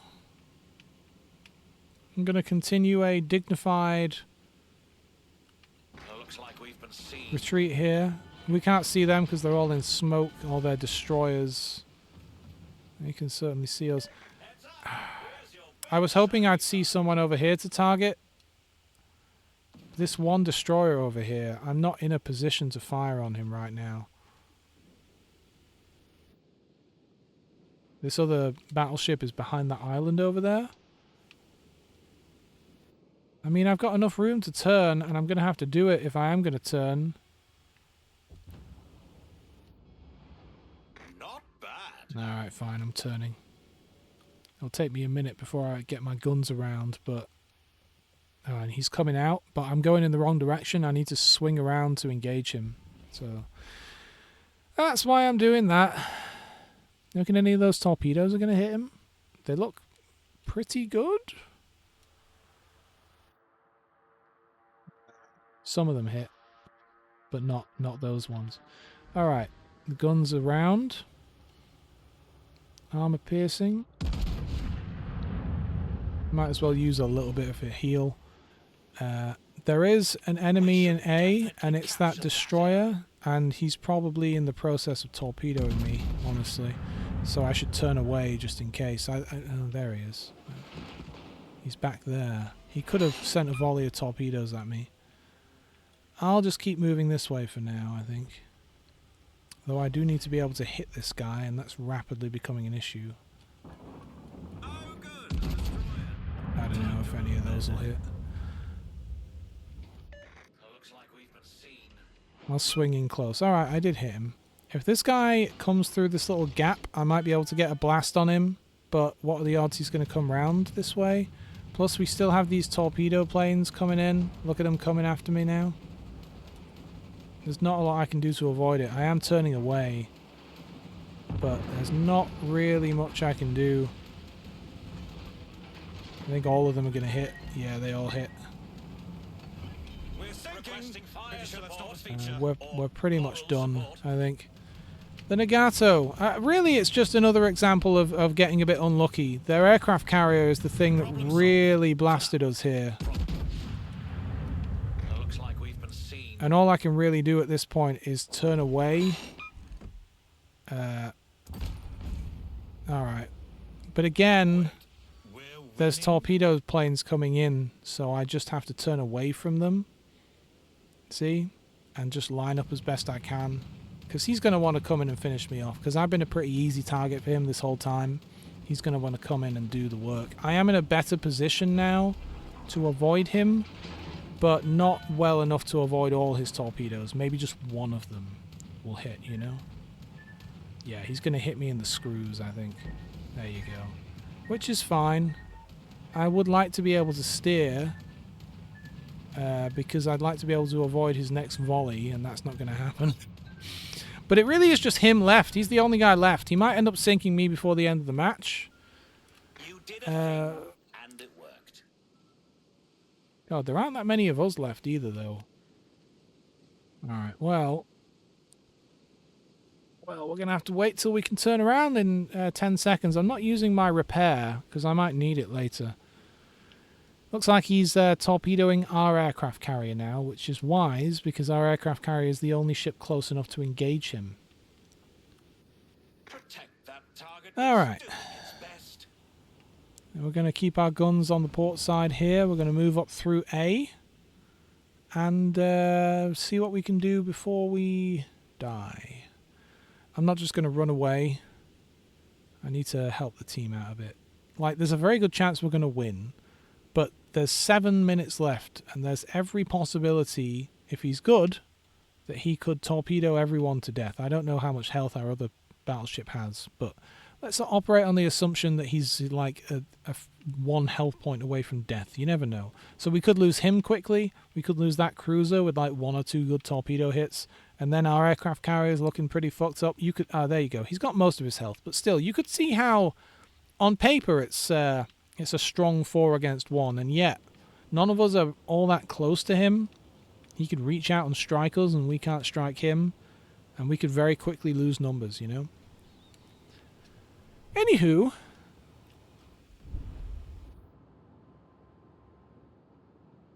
lovely camo though, isn't it? I mean, it's a bit dirty now. What about this side of the ship? Oh, you can't really see it. Ah, the sunset. Solid game. 10 out of 10. Ah, the sun's coming up here, or coming out, I should say. I mean, it's 1 p.m. Of course, it's up. You see that new James Bond game? It's out now. The one developed by IO, the people that made the new Hitman games. By all accounts, it's good.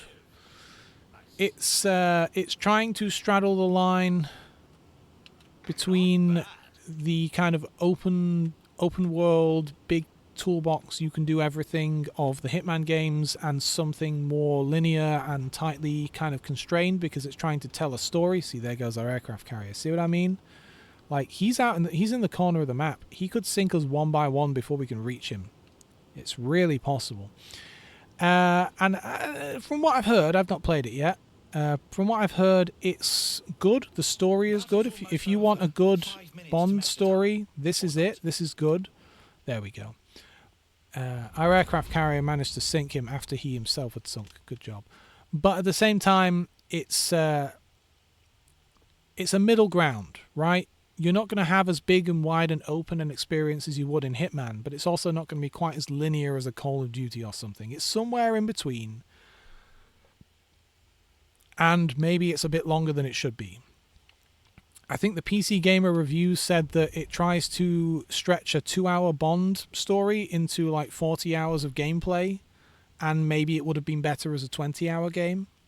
And that's fine. You know, that's not exactly a criticism. I think that sounds reasonable. I wouldn't have expected the game to be 40 hours. I think 20 hours would be a nice sweet spot, I think. With repeatability, I don't know how repeatable its levels are. The great thing in Hitman is you can finish, if you just plowed through Hitman, you could finish Hitman 2015 or whatever in like an evening. But that's not really how you're supposed to play the game. You know, you're supposed to kill those guys, but then go back in and go in different areas of the map, figure out different ways of killing them, different disguises, do challenges and things. Really, you could spend 20 hours or more playing just one mission in Hitman, you know. Oh, hey, Fall Guy. How you doing? I was just talking about that new James Bond game, what I do not own yet, because it's like 50 quid, which is a perfectly reasonable price. I think it's 50 quid. But I don't got the money for that right now. I got to buy things. I just bought Hey, Fall Guy, you might remember, think back to when you were in like primary school, and whenever they got out like the sound system or played a cassette or something, did you see the speaker system they used, and was it a Kumba? Because there's a UK brand of like really rugged, made for educational use, made for like primary schools and secondary schools and things, brand of stereo equipment called Kumba, who I'm not sure they're even around anymore. But anyway, I've ordered one of these Kumba. I'll post the picture. It looks really cool. One of these cassette things. It's like a built-in stereo speaker amp thing with like some mic inputs, some aux inputs, a bunch of speaker outputs, stereo headphone outputs. It's got a cassette player recorder in it. And I need to record some cassettes, and all of the stuff I have isn't able to record at the moment. So I picked up this cheap thing from eBay that should be all right. Because you can buy, like, oh, you know, if you just want to record something onto cassette, you can buy stuff, but they're inevitably all kind of shit products. So I wanted to buy something from an era that at least could record reasonably decent quality audio and stuff. And Kumba was an interesting one because they're made for educational use. Like, no one cares about the brand. So when you see a second-hand one, they're not expensive because no one's going to pay a lot of money for some random like UK brand of thing that's like not really. It's not a Panasonic, it's not a Sony, it's not like a hi-fi experience kind of thing. Fair enough, Fall Guy. For some reason, I just pictured you like a Tecmo kind of guy, surrounded by old like record players and boomboxes and things. Ha ha ha. Oh, your command is just Fall Guy, I think. Yeah. Of course, I can add things to it, but yours. And also, actually, did it pop up your little link when you joined? I think it should have as well. But actually, you know what? I don't think you can. Oh no, you can run the command. Good. I wasn't sure if I'd made it public. Oh, you're a moderator. No wonder you can do it. You're a mod, right? I made you guys mods, I think. Mods can do those commands. Anywho, I'm just glad that it works because I'm really bad at remembering to like plug. I never plug my own stuff, and I'm bad at remembering to plug other people's stuff. This is an interesting map. Huh. This map. I don't recognize this one. Is it new? Or is it just not very common? I don't. What's this map called? North. Okay. I don't know this map. I like it, though. Intriguing. Intriguing. Let me just slow down for a second. Look at what we got. Okay, just a random selection of ships that mean very little to me. I'm almost tempted to go around the back of C and then go through the middle of those rocks and go into C. But if their team does it, I'll be back there on my own against, you know, whatever. Apparently I have torpedoes. Good to know. I don't really take the Amono out, like, ever. I've just been playing random ships I don't play very often. I feel like I want to go back here because if there is a ship trying to sneak behind us, I don't want him to get all the way around the back of us. Greetings. Greetings. Hey, Dino. How you doing? We've had a pretty good run today. I think we've won most of our games. How's it going, Dino? What time is it there? You've brought the sun with you. The sun's just coming out. I think the command for Sammy is just Sammy, I think. I kept it, like I considered making it their people's literal usernames, and then I thought, come on, who's going to type in, like, all of that? So I just made it, like, colloquial. There you go, see? Oh, 10 p.m, that's not too bad. Not too bad at all. Yeah, we've had a good little run today. It's been fun. No one came back here. I was worried that like some destroyer was going to sneak back here and then go like snipe our aircraft carrier right up the arse, because it totally could have done. But now it's just me back here on my own. Still, at least they'll be surprised when I pop up out of nowhere. I'm you know what I'm not going to do? I'm not going to go... you can't really see it, but down... Well, Jesus, this thing... I wish I could still use the D-pad to move around. It's a little bit too sensitive. This area around here, if I've just very gently rubbed the nubbin, is... there's too many guys down there. I don't like it. That said, just pulling out on them enough to engage them from a different direction might be effective. Like, not far enough to get screwed or anything. Oh, these guys are getting fucked. There we go. I set him on fire. Like, I just want to get a bit of fire on them from a different direction. I don't know this map, so I don't know how long it's going to take me to get down here. It looks smaller on the mini-map than it actually is. I think this is actually a large map. I thought I'd be around most of this by now. I want to help those guys who are up in C by getting some fire on the enemy from a different direction and causing them to struggle to, like, get cover and decide where to fire, you know? But by the time I get there, they might all be dead. What were you singing, Dino? Hold me in your arms, don't let me go. I want to stay forever. Hey, look, it's LeBron James in the Colorado. Oh, then. Alright, now can I just poke my little nosy-wosy out? I was doing a lot of singing yesterday. I was making some mixtapes with some friends. Alright, there goes someone who died. Oh, I don't like this. Oh, the Colorado's in cover. This guy's basically out of range. You put a space in that one, Sammy. Alright, I know I got another one, Dino. Neighbors should be there for one another. That's when good neighbors become good friends. A classic. That's your national anthem, I think, right? Ha. Alright, you know what? I don't like wiggling around here. A lot of our guys have pulled back from sea and are dead or otherwise occupied. I got the Colorado here, who I think wants to kill me. He's got a few shiny holes on him, but I've not done that much damage. LeBron James there. Ha ha ha.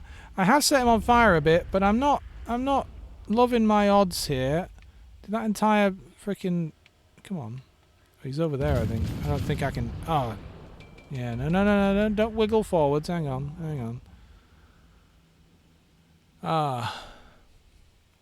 Oh, wow. How do I have 6 viewers all of a sudden? You've joined me at an interesting stage while I wiggle and can't see the enemy. On a map I've not actually played this map before. That's good shooting, Tex. I don't know what to do here. Right, I can't just pull out because then, like a lot of their team around this corner, you've got the Colorado, a cruiser, there's a destroyer who actually looks like he might be approaching me. He's probably sent that wave of torpedoes out. Oh no, here's another cruiser. Great, he's out of range at the moment. But basically pulling out around here without any kind of smoke or anything wouldn't be ideal. I don't suppose that destroyer's close enough to sonar. No. Alright, yeah, you keep coming this way, pal. You're almost in range. And not currently able to see me. Come on, just a bit closer. I was trying to come down here to kind of get a sneaky little angle on these guys who are firing up at my colleagues in C. I'm not going around that corner. I'm not getting torpedoed. Oh, I must have missed him. Alright. Yeah, this is an interesting map. It's a pretty big one, too. Dino's good luck. Wait, hang on. Nothing on Sammy's channel for 11 days. Yeah, Sammy, have you been streaming? I don't like our odds here. Our team keeps dying. Oh no, he's pulled away. I reckon we're going to lose. Should I just push forward? If I push too far forward, their aircraft carrier is going to start hitting me. You know what? They're moving around to engage me anyway. I think I'm pretty screwed here. Because they're going to pull out, and even though I'm behind here, this cruiser is going to be able to see me. So I might as well just go for it. Screw it. Screw it. This guy's just about out of my range anyway. Well, enjoy looking at the map while you can, because I've decided to die. Anyone in torpedo range? I have quite a bit of range, actually. Maybe I can trick the Colorado. That'll be that destroyer out here, I think. But he's really turning. Let's just fire a volley and focus on these guys. Because they're about to be a problem. Realistically, all I can do is come up here to get behind this island to stop these guys firing on me and focus on one cruiser. But considering how much damage he's doing with every volley, I don't think I've got very long to live here. Oh, wait, where is he going? Choose a direction, left or right. Do ships in real life do these insane wiggles? I'll send a little good game out here because I'm done for.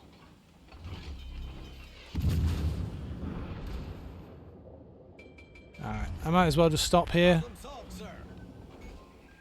For multiple reasons. Not least of all that it allows me to avoid some torpedoes I didn't even see. Oh, he's taking out one of my main turrets. But it's a good spot to not get hit by these other guys. And it will just keep me alive that little bit longer. I'm not surviving, and we're not winning this. But, you know, hey, look, I'll turn all my stuff on. I love doing that at the end. Oh. Good show. Ah, this is it. This is it.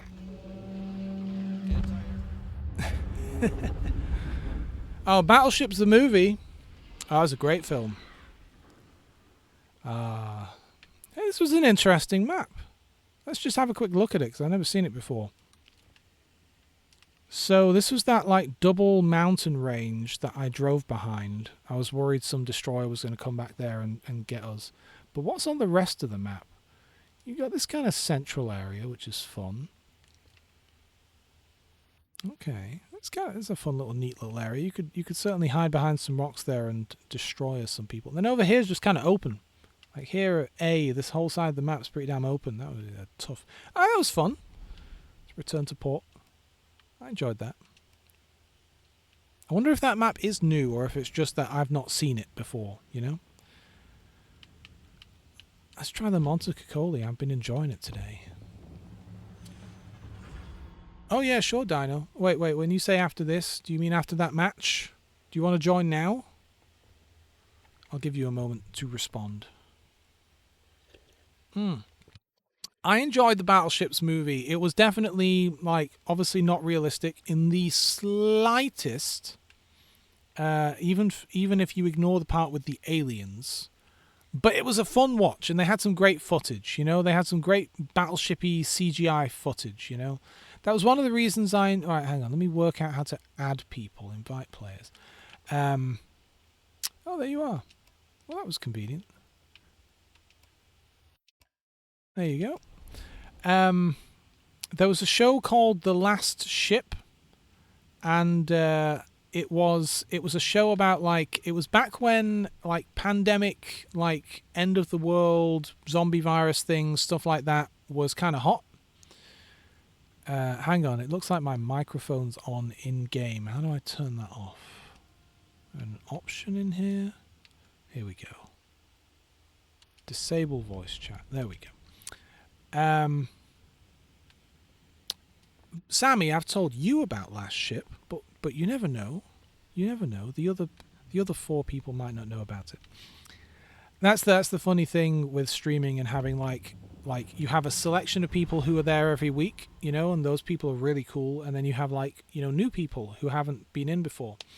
And the people who are here every week, God bless them, they have to hear me telling the same 12 stories over and over again.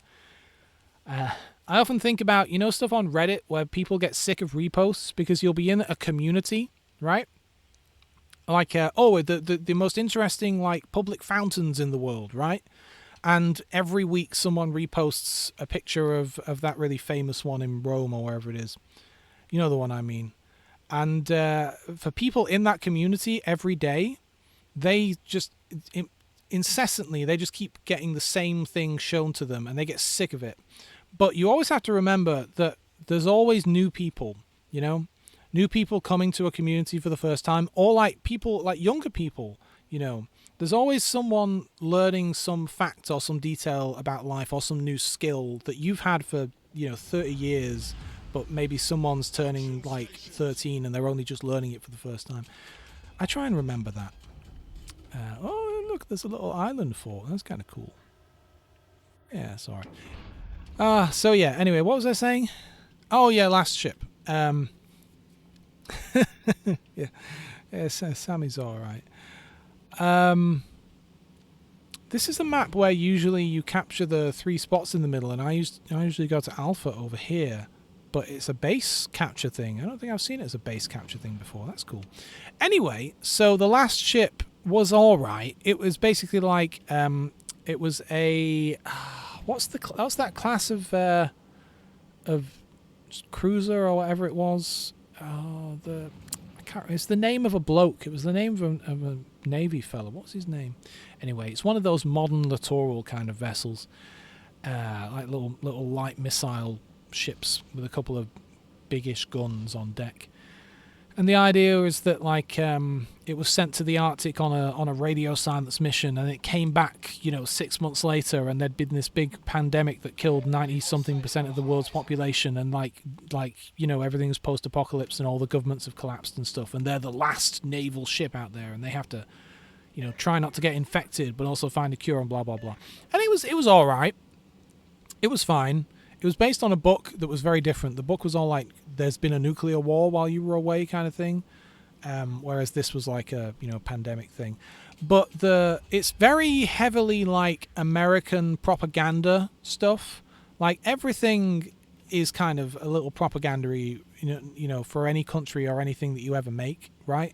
Especially when you make military stuff, because you're always painting your military in a good light. But this one literally had like an episode where they went to Guantanamo Bay and fought like turban wearing people, like terrorists firing bazookas, and just generally very on the nose, stereotypical, kind of probably pretty offensive like renditions of terrorists, or what they would see as terrorists, and a lot of hoorah American kind of.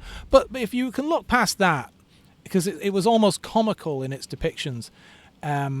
The point is that the American Navy gave these people access to a real one of these ships so that they could record a lot of like stock B-roll footage and things, and it was all like really nice HD high frame rate footage of various like gun emplacements moving and stuff inside the ships and so on that they would reuse throughout the show. And it was just really cool from the perspective of someone that wondered like what some of those ships, modern naval ships, look like on the inside. Getting to see them, shot by a film crew that's actually able to light things and shoot things well, and seeing it be real stuff, real gear. It's nice when you're able to kind of look into a bit of that stuff. And the show wasn't terrible. It went on for however many fucking seasons, and really only the first series was good. Because once they moved on from the initial plot, I don't want to give too much away, but once they moved on from the initial like crux of what series 1 was all about, it got less interesting, as most shows do, right? New glasses. Who's got new glasses? Do you mean me? I was researching new glasses, so you could mean me, potentially. I'm not sure. Do you mean me? Ah, yes, the Nathan James Dino. That's the name of the ship in the show, but I mean the actual class of vessel that they are is named after a real, actual naval person of some sort. And I don't remember. Oh, right, that's funny because, Sammy, you say Fall Guy got some Harry Potter glasses. The stuff I'm looking at specifically is very Harry Potter coded, as the youth would say. Because I am looking for stuff in that exact, like, oeuvre, with that kind of, like, nose bridge and probably kind of shape. I used to wear stuff like that, but then I moved on, and now I'm back again. But what I'm looking for is the ones that have the coil back on them. The ones that coil around the ears, and you just can't get those from Specsavers. Specsavers just don't sell that stuff. You know what? Let's just fire some torpedoes. Maybe we'll hit something. Who could say? Yeah, like all the common... I want to get behind this guy. There we go. All of the common brands, Specsavers and so on, they only really sell what they want to sell. They don't have a real wide selection, and they just don't sell that type of glasses frames, I guess. What do you call it? The arms on them, the temples, right? Those, I think the sides are called the temples. Oh wow! I torpedoed that destroyer. He came round the side. What are the odds of hitting him? Jesus, now. Oh, that's fun. Oh, come on. We torpedoed that lad. I mean, come on. That was a bit of fun, right? Can I maybe just get a little volley off? This guy's going to turn, but, let's just fire some torpedoes. You never know. Come on, I torpedoed that guy.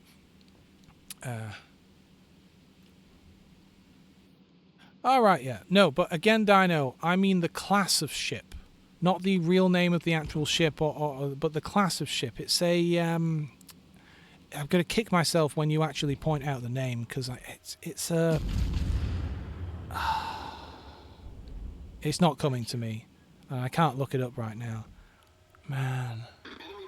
Anyway,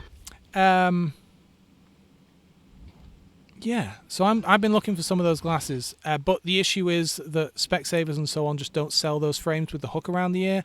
And the thing is, I want the hook around the ear because so often I'll be doing stuff, I'll be working on things, or I'll just be out doing things, and my glasses will fall off my head. Like maybe I turn my head upside down, or I'm in a funny position, or maybe I'm out working on something, like I was yesterday when I was digging and planting stuff, and getting my hands dirty.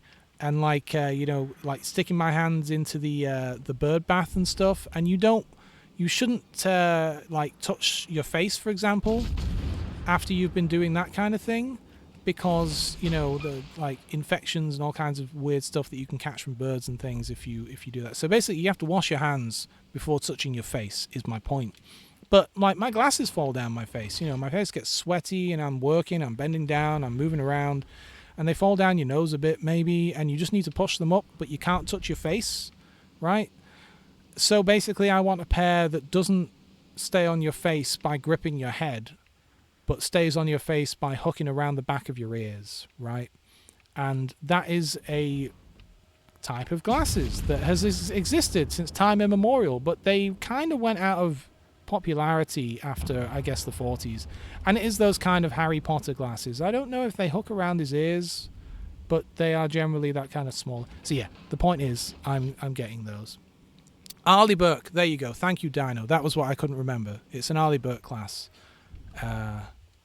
which they're pretty cool ships, the Arleigh Burkes.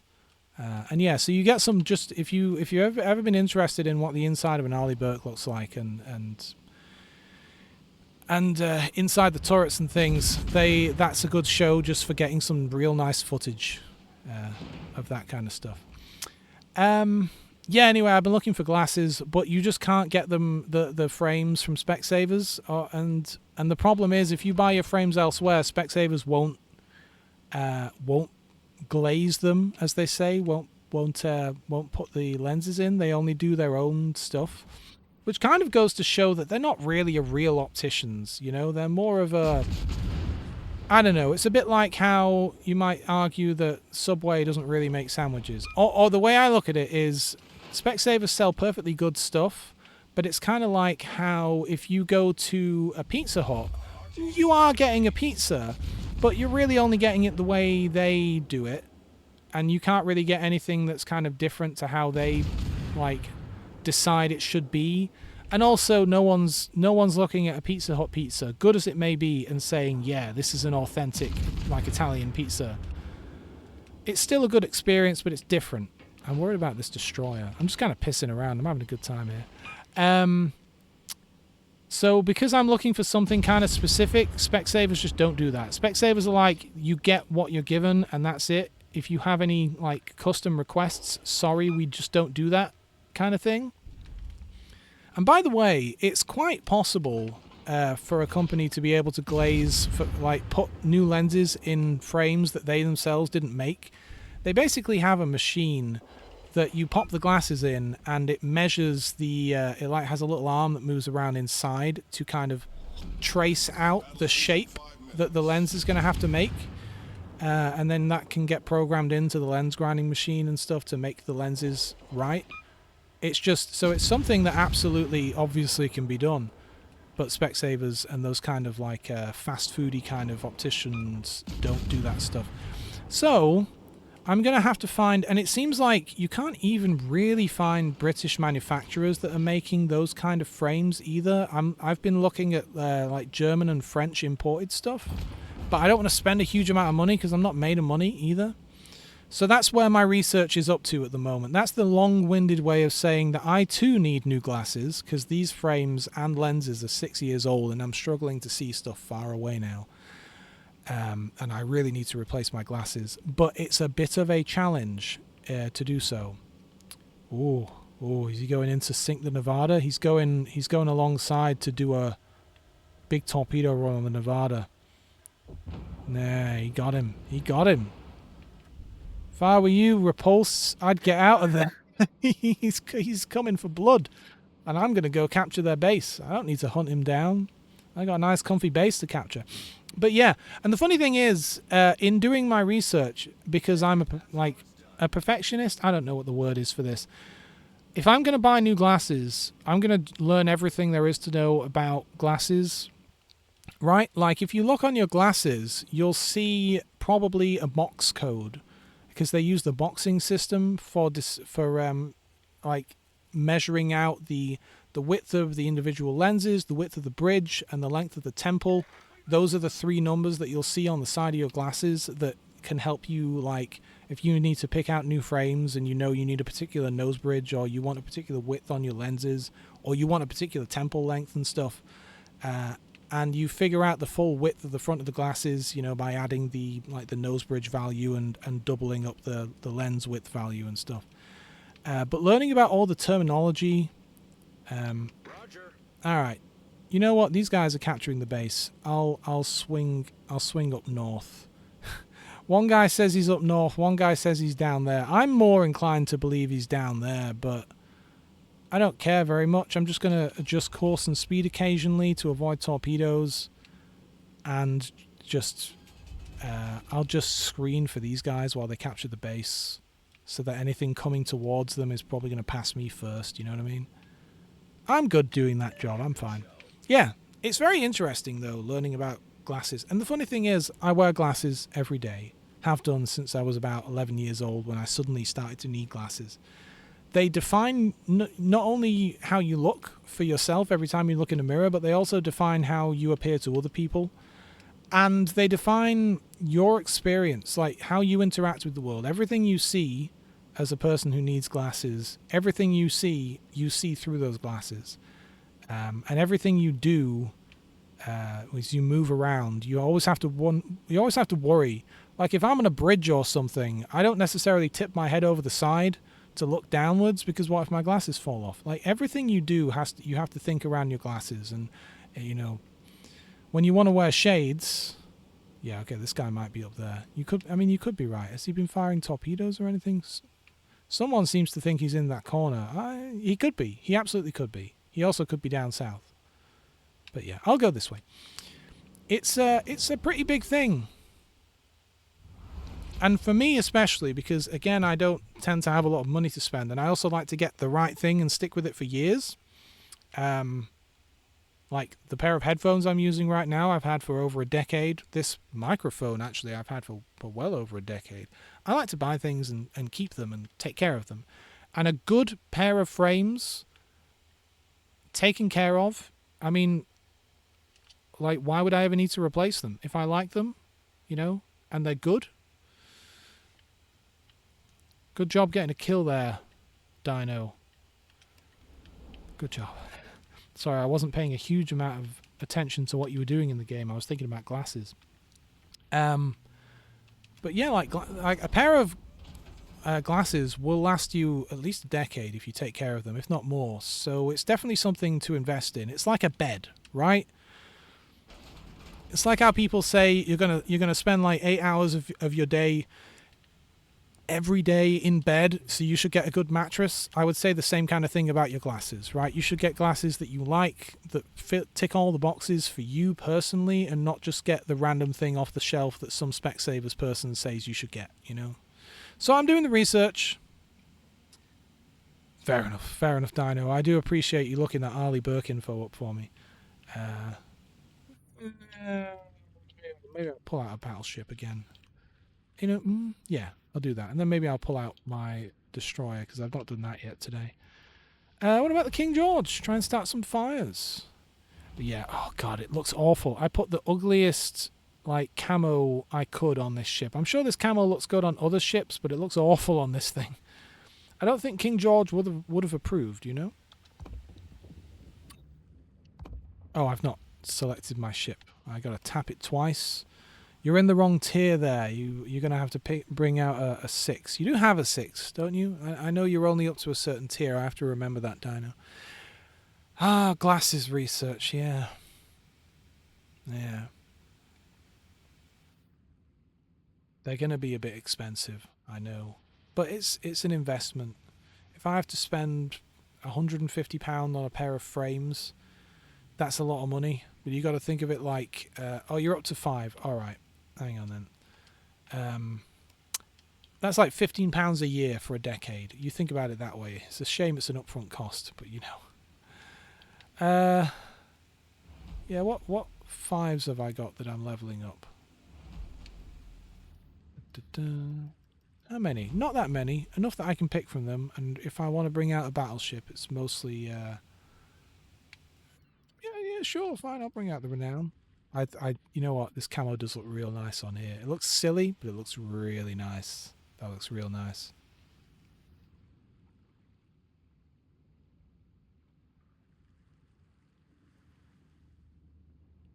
Oh, so is this... Alright, you know what? If you want to upgrade your destroyers, let me whip out a tier 3 so you can keep playing your Clemson then. I don't mind.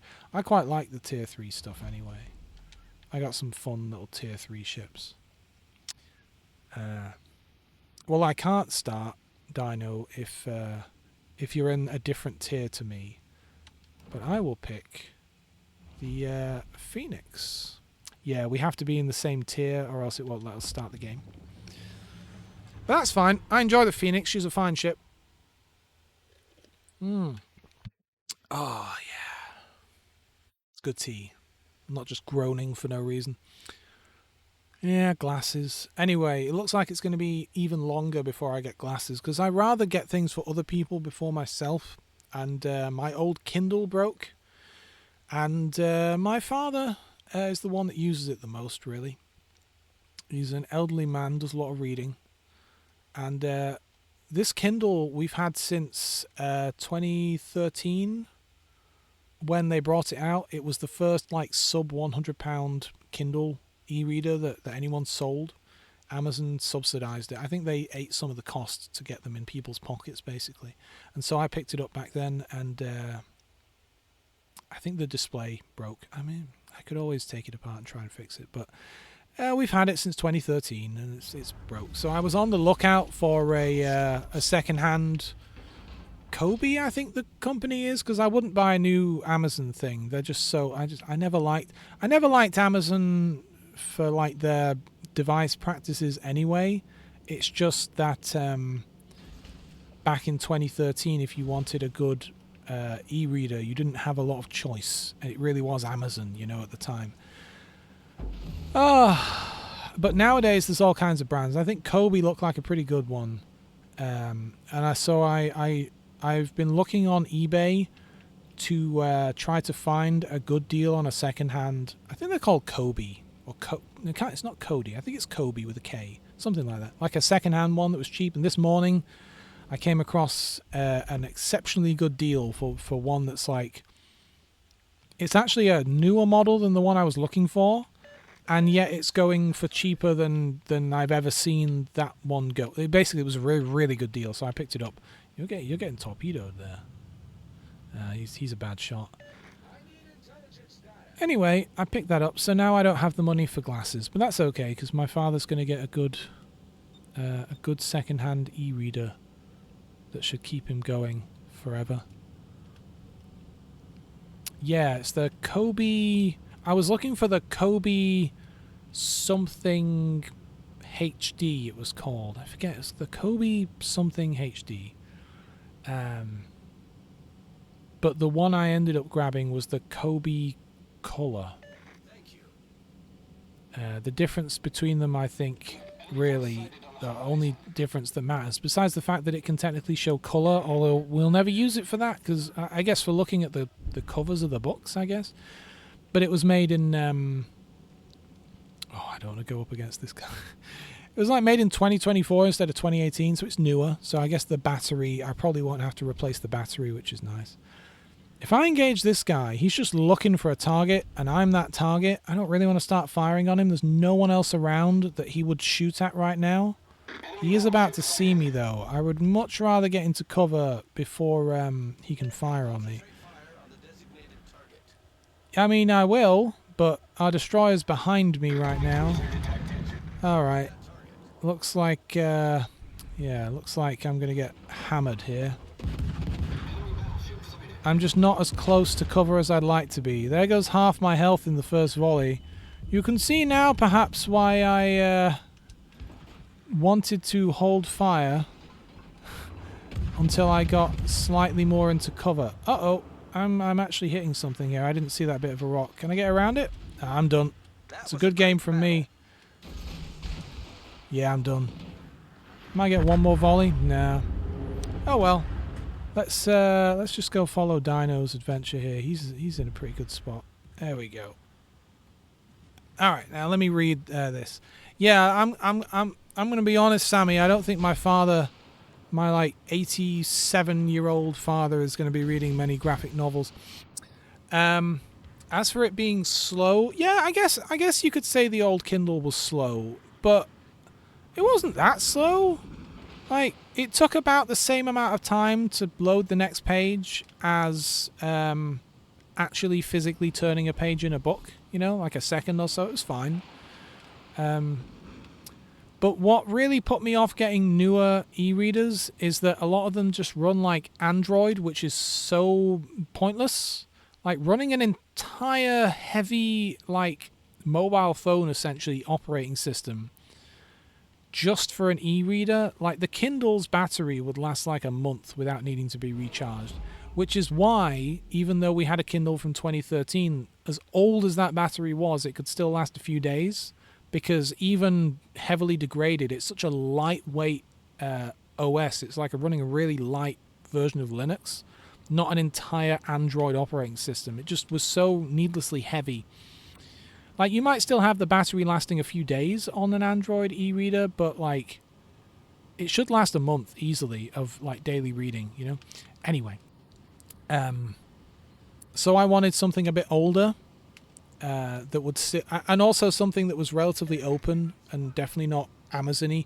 And as of, like, the books, I have a really old book collection on Caliber of like fantasy books and just kind of stuff that he'd be interested in, and so he can pull it up, or I can do a search for him and then just send it to the Kindle. You send an email and then it gets downloaded onto the Kindle. But now I'm just going to connect this Kobe thing via USB and transfer the files that way. They're just really old books, you know, for the most part. So that's never been an issue, and I like Caliber. A Sony Walkman running Android. That seems pointless. Right? Why would it need to run an operating system just to play a CD or a cassette anyway? And honestly, a modern Sony Walkman, I'm not sure I'd trust the tape deck to be quality anyway. I think even Sony is... Because Sony's not going to be in a position to mass produce like cassette. When I say like the tape deck, I mean the hardware inside to play the cassette. Sony's no longer in a position to mass produce those. So if they are making a modern Walkman with a cassette, they're just going to be using a relatively off-the-shelf Chinese reproduction thing and put a Sony shell on it. Look at fucking Dino doing the work here, sneaking around, doing torpedo runs. So like they're not going to be using their own hardware anymore. So I'd rather just buy an old one versus new. Yeah. Oh, it's just MP3 player. Fair enough. I mean, but again, is it even a quality MP3 player compared to like a second-hand, you know, Creative Zen or any of that stuff? But yeah, no, running Linux on an MP3 player is I don't know. Okay, fine. I was going to say running Linux on an MP3 player is pointless, but realistically, running a very lightweight version of Linux that you've customized through your MP3 player would be fine, totally fine. Running Android is excessive. I mean, I don't know. I was about to say like it doesn't need Wi-Fi or anything, but I guess a modern day MP3 player would have Wi-Fi and Bluetooth. But again, you don't need a full Android distro just to run that stuff. But I'm just thinking through it. Lovely shoals here, beautiful shoals. Oh, I wonder if he'll hit him. What's this battleship doing? Is he changing course? A few grand for an MP3 player. Good God. The thing I should really be saving up for, not to get too serious or anything, is oh, let's see if Dino can get into cover here. He's not got a lot of health. I need to get my ADHD diagnosed, and I need to get on the pills because it greatly impacts my life. But diagnosis is like it's like £1,200 or something, but the thing is, like, that's an amount of money that I've not seen in years, all in one place. You know, like, the funny thing is, like, I could save up that kind of money over the course of a year, maybe. Although things always end up coming up, you know. But any place that you go requires that you pay it all up front. You know what I mean? Which is a shame because I'll never have that kind of money up front. There's always something breaks or some bill or something. Even though I try to buy things secondhand and save money on, like, making mixtapes for people's birthdays and things. Anyway, the point is, spending £1,000 on something that isn't like essential to my health seems crazy to me. I mean, I guess my laptop actually costed over £1,000, but again, I paid that off over the course of like 2 years, which was nice. And that's like my one big life purchase. I need a functioning computer. I save money on everything else, but I need a working computer, you know? Yeah, exactly. That's the other thing. It's like the same thing where I don't love potentially having to pay like £150 for... That's just the frames, right, for these new glasses.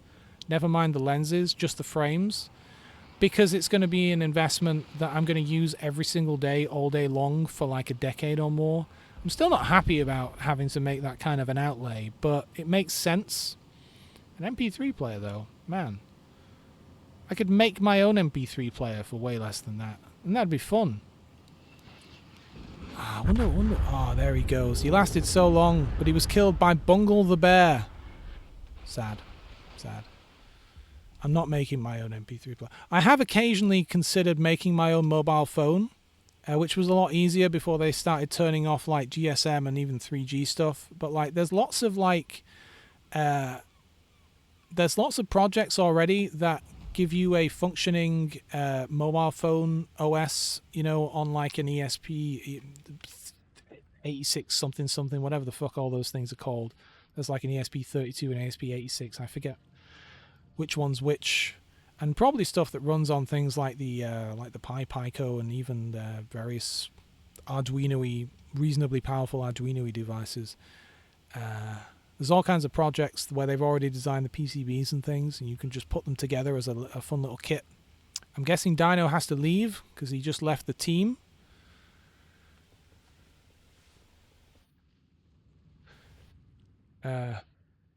Yes. Hey, wait, when you say Bungle... by the way, Dino, you have a good night. Thanks for coming along. And if you are around tomorrow, I'll be playing Hitman, for sure.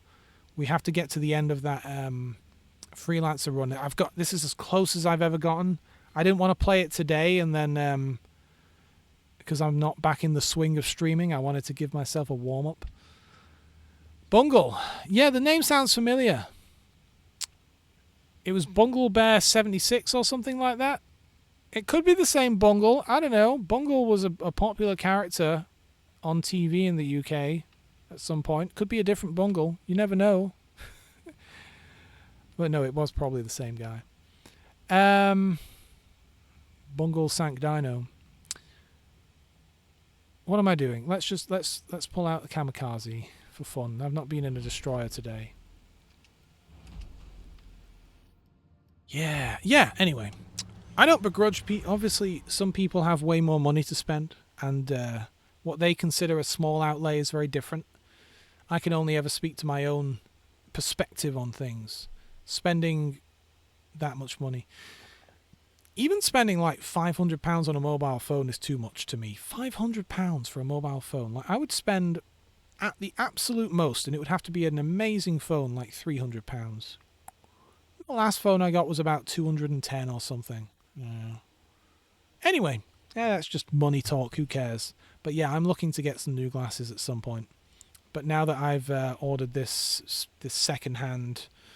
I think it might be a Kobe e-reader that's been fixed by this company because it was sold on eBay by an electronics repair company for like a surprisingly low price, given that it looks pretty good and they say it's fully functional and in good condition. I wonder if maybe they fixed up a broken one. You know, I don't know. They don't say whether they worked on it or not.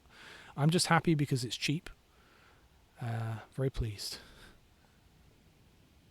The thing with used phones is you can't trust the battery, right? So you're going to have to replace the battery at the outset. And also there are so many ways to install malicious software on phones that can't even be wiped with a standard like firmware reflash or anything. It's just too risky because like people will just get these phones, put malicious stuff on there to try and, you know, steal your identity and steal all your blah blah blah, and then just sell them on eBay for cheap. You know, just can't trust that kind of stuff. If I buy a computer on eBay or something, which I don't, but if I did, I would be stripping the hard drive out and replacing it with another drive, etc., and putting a fresh copy of Windows or Linux or whatever on there. But you can't do that with a phone, and so I just don't trust them enough. Oh, you see that torpedo that just ran out there? Interesting.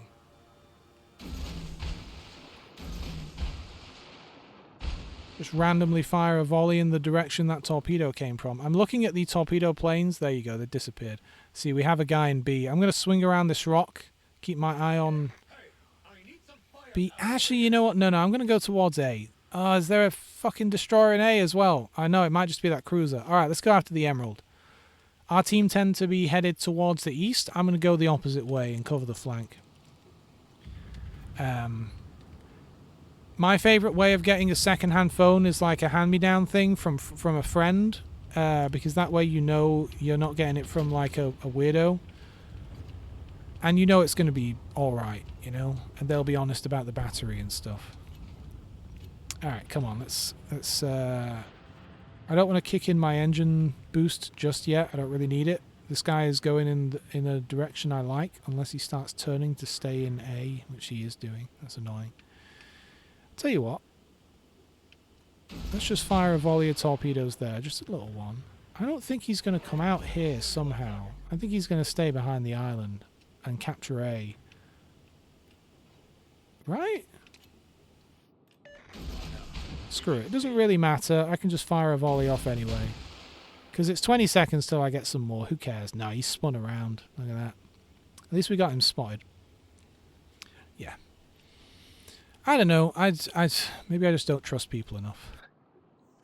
I had some salespeople come to the door. Now, I'm a very nice and polite person with almost everything, but salespeople, like door-to-door salespeople, are just scum, right? Like, because they exist to take advantage of people, right? They want to find like old people and sell them on things they don't need. They came to the door the other day and tried to sell me on. I mean, I already didn't care. I just like to waste their time. They came to the door to try to sell me essentially on a new gas provider, but they don't just come to the door anymore and say, hey, we're looking to sell you on a new gas provider. Now they say like, oh, you know, do you have a smart gas meter yet? We can install one for you. And at no point do they say like we're with a different company. They say it as if like all they're going to do is give you a new gas meter, and they try and like talk about the advantages of having a smart gas meter and stuff. And at no point do they say, hey, but we're not with your company. They don't say what company they are with at first, right? Oh, this guy's turning away. I assumed he was turning in. Anyway, I let them yammer on for a while, and then I was like, are you with British Gas? And they said no. And I just said, well, why don't you fuck off then? And the guy looked so shocked. He looked so insulted. I wasn't angry or anything. I just said, like, calmly, I was like, well, why don't you fuck off then? But the look on his face, and I was like, dude, you know you're a scumbag. How are you shocked that someone is actually calling you out and willing to stand up to you? Come on, man. Like, you know you're trying to trick people into buying stuff. Man, what? And not only, you know what, now we're on the subject of salespeople. The other reason that that I don't like door-to-door salespeople, besides them trying to trick, you know, vulnerable people into buying things with the hard sell and all that stuff, it's also just an insult to your general intelligence, right? Because, like, a lot of them will come to the door and try to sell you on a different, let's say, gas provider, right? Because that's what this guy was doing. But the thing is, what they're saying unconsciously, the unspoken thing that they're saying there is, hey, you're too stupid to do the research yourself. You've been in your house thinking, ooh, I really would like to maybe consider a new gas provider, but I'm too stupid to look into it myself. I'm going to wait until some guy comes to the door, and then I'll listen to whatever he says, and I'll believe him. And it's just like, you really think people are that, like, unintelligent and stupid that they need you to hold their hand? You know what I mean? Like, it's it still had a place. This guy's turning towards me. He doesn't realize I'm here. It still had a place before the internet, when if you wanted to do research on, like, a new gas provider, for example, you were limited in what you really could accomplish on your own. Couple of hits there. Couple of hits.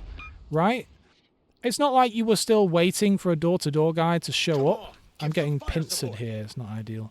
But, like, it was harder for you to find a good deal. Whereas now you can go on the internet and there are entire companies that exist just to compare deals and things. That's their whole job. Their whole reason for existing. And so there's never a situation where I'm in my house going like, oh, I'd really love to find a different, like, internet provider, but I just don't know how, you know? And so it's just insulting, because the whole thing of them coming to the door is them saying, we think you're so stupid that you can't do your own research. So we're here to get you to... So, you know what I mean? Right? Like, they're... Even before they've opened their mouth, it's an insult to your intelligence just coming to the door. I'm not angry about it. I just... door-to-door salespeople. There was a guy that came to the door 6 months ago or something, and he was selling a product from a business that I was actually planning to switch providers to this provider. And so I said to him, like, you don't have to give me the sales pitch, because I've done my research and I am planning to change to you as a provider, right? And sorry, I'll totally read what you're saying in a minute, Sammy. It's just, you know me, when I'm on a roll, I'll get distracted. So he came to the door, and he was perfectly nice. I mean, look, he was still a door-to-door salesperson, which, on principle, I'm against, but he was friendly enough. He was really going for the hard sell, though. Even when I told him, don't try it, and he kept trying it, and I was like, dude, come on.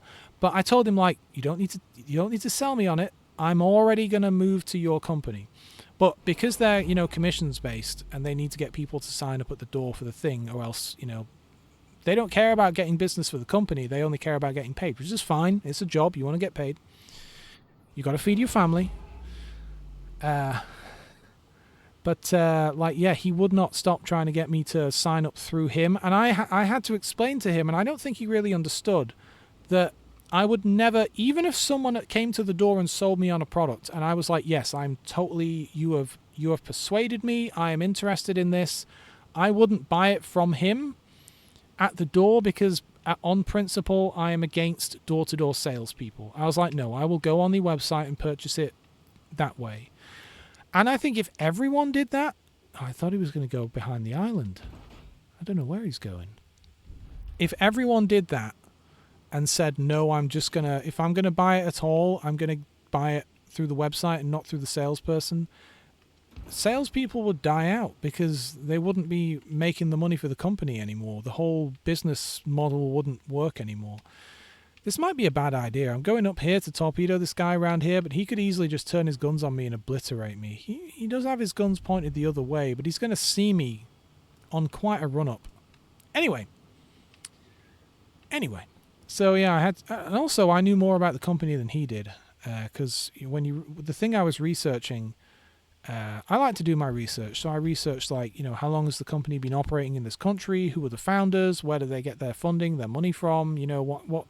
How successful have their previous businesses been, and so on and so forth. When I do my research, right? And he's turning away now. Hey, 5 minutes left. So he's doing that thing. Well, actually, I don't think he is rubbing the edge of the map here. Is he? He was turning away just now. He is turning. He's turning back in. So I don't think many of those are going to hit him, but we'll see. Anyway, yeah, on principle, salespeople. Now, let's see what you were saying. Kobo, yeah, the Kobo Clara color. That was the name I couldn't think of. Clara. I think I only got him with one torpedo. It was a good enough hit, but at first I was going to aim further out because it looked like he was turning out, which is what he is in fact doing. Man, our team are getting slaughtered. Getting slaughtered here. But this guy is just kind of hanging out over here. Let me get my speed boost on. We need to kill this guy so I can go hunt this destroyer. Because we are actually going to lose. Because this one destroyer is going to frickin' obliterate the team. I was hoping he would go hide behind that island. Alright, let's do a real tight one there. Another one there. And another one way over there in case he really turns. If he turns hard, these will miss anyway. And he is already starting to turn a bit. There's a destroyer right... he can see me, actually. Wait, hang on. This guy's got no health. Hang on a minute.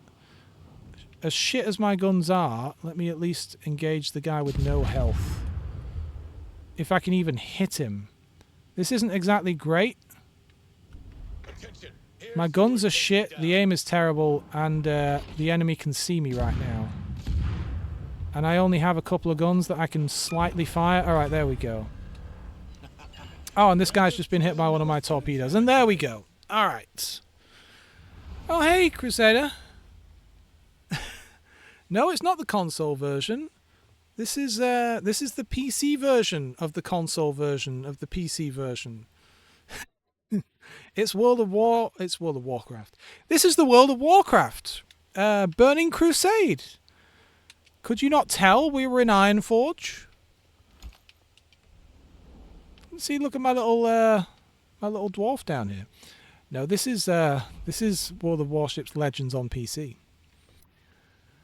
But yeah, no, the Kobo Clara color white 8GB is indeed the one I purchased, and they had a couple of them on sale, so you've probably found the listing I bought it from.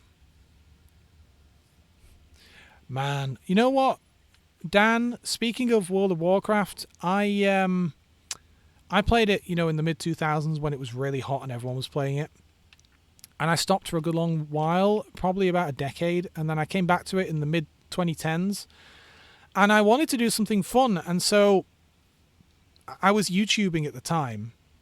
So I decided to do a little series where I got 2 dance mats, like the DDR dance mats. I got 2 of them, kind of sewed them together in the middle so they'd stay in place. And I was like, I'm going to play World of Warcraft with my feet, with the dance mats, right? And I didn't stick with it for long because it was too easy. It was really weird. Because I was starting with a brand new character from like level 1 in the starting area, but because there's so much new content, new late game content in that game, and because there'd been an extra decade's worth of it up to that point, they've changed the experience so that you get through the lower levels ultra super fast, and I just didn't like that because I was finding it like my original experience when you're low level starting out in the starter area as a new player, you still die a few times to the first mobs you come across. Whereas here, I could basically stand there and not even attack the mobs, and they couldn't hurt me at all. And I was wiping the floor with them, playing with my feet, for God's sake. And so it really put me off. It was a real bummer how much it had changed the like early game experience, because they really do want you to quickly get past that and get to the high level. Like when I was playing that game, the highest level you could get to was 60 at first, and then they brought it up to 70 with was it Lich King that let you get to 70? God, I wonder what the level cap is now. I bet it's really high. I think perhaps one of the most enjoyable ways to come at World of Warcraft these days, and they've made it into an official thing now, is playing the retro servers, because the way World of Warcraft works is they play their stories over time, and like the world changes and stuff goes on. So if you come to the actual regular World of Warcraft today, you're not going to be able to play through all of that kind of cool world-changing content from years ago. But there were community-made servers. Let me just pull up. What am I leveling up here? The Ryujo. There were community ran like hacked, servers where they would run through the content, and when they got to the end, they'd go back and start again. So you can always kind of keep running through it. And eventually, Blizzard, Microsoft now, I suppose, Blizzard were like, we should make this an official thing because there are so many like custom servers doing this. It's very popular. So now you can do the same thing with World of Warcraft Classic, I think it's called. Is that what it's called? I think that's probably the way to experience the game. Not to say that regular, basic, modern-day 2026 World of Warcraft isn't good. I don't know. I've not played it in like a decade. Maybe it's terrible. But I think if you want to experience the game in a position, like in a form where it was at its true height, with some of the edges sanded down, granted, they've modernized some of the stuff, because I think the difference between the fan stuff, which was using the original clients, and the new World of Warcraft Classic, and correct me if I'm wrong, but is basically they've added some modern accoutrement to the official version. Like they might have something like achievements baked in, whereas they only added achievements to real regular World of Warcraft around about the time I stopped playing, in like the late 2000s. Yeah, it'll be the late 2000s was when they added that stuff, I think. But I bet that stuff is in there. I'm moving forward as if I'm in a regular ship. I'm not thinking. I bet that stuff's in there from the get-go on Classic. Like a quality of life stuff, I bet, is in there, which is nice. I don't begrudge them that. I certainly don't want the one-to-one original experience, because oh boy, that game was grindy. I bet Classic is pretty fucking grindy, man. The amount of grinding you used to have to do. That's why I kind of switched to Guild Wars. Not very grindy. You could spend have planes going past each other, ships in the night. You could spend about 20 hours playing that game and get through the whole thing. But Guild Wars was very like mission instance based. There was nothing. There was no open world. There was just. This is going to be tricky. I kind of wanted to get the Vesa here, but he's got a lot of friends with him. Yeah, Guild Wars was all kind of instance mission based, and you would replay the missions and stuff. I reckon I'll probably hit him with one or two of those maybe, but he's already torpedoing me, for God's sake. There you go, I hit him with one torpedo. Look at that, he's actually probably going to hit me as well. You reckon this? It might go round.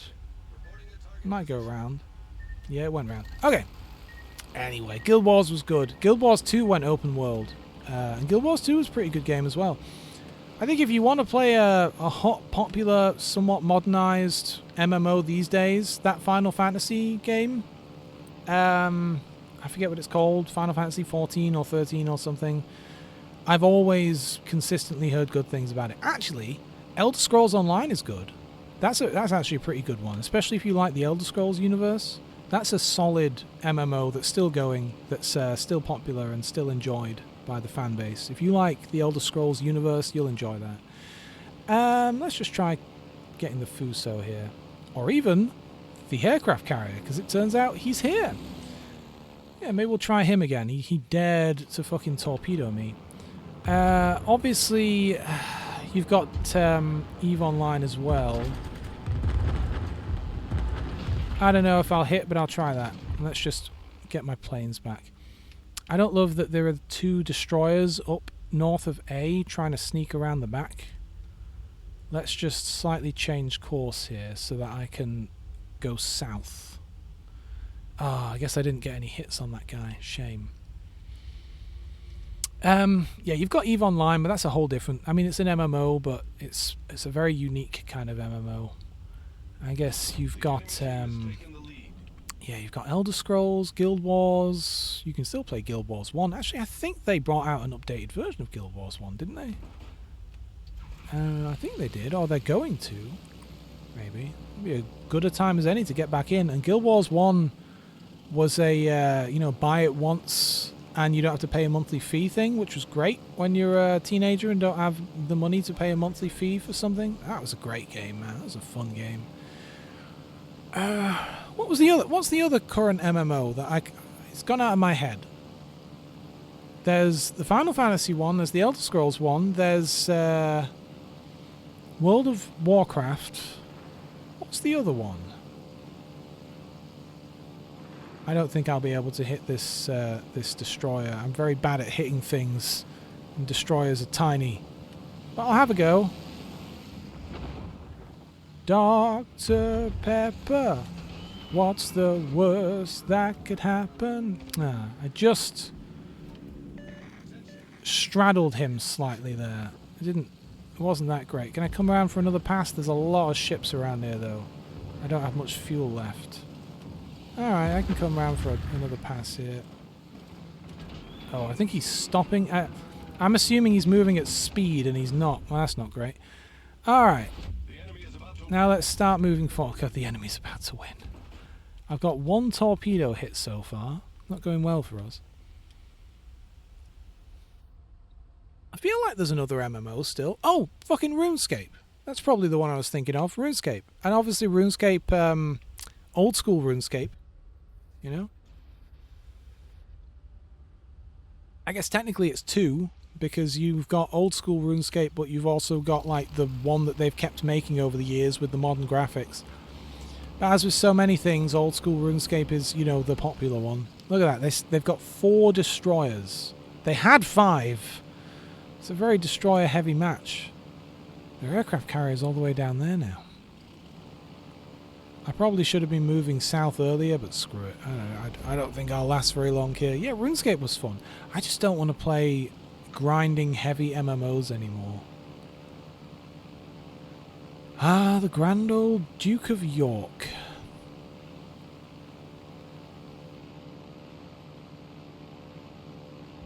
Oh, good job. Nice work. Should I try and hit the destroyer? I can't see. Wait, did he just get sunk? He just got sunk. Alright, well, I can do a run on the Pensacola, I suppose, to get my guy up again. Come on, I gotta get him up and get him down again. Alright, now that you're back up, lads, can you head back down? Now, is this guy going to turn left to go around the island, or is he going to let me torpedo him?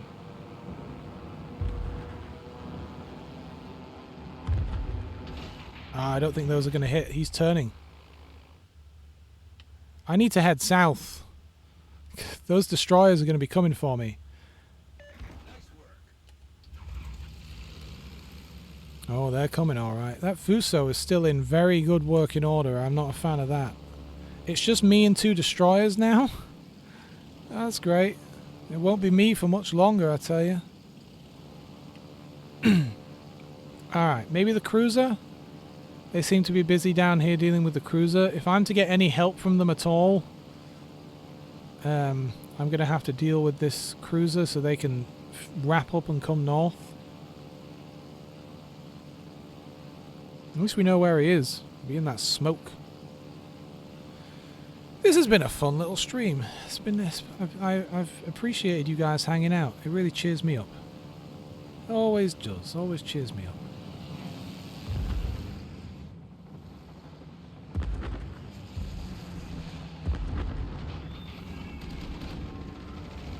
Ah, bracketed him. Again. I come round for another pass.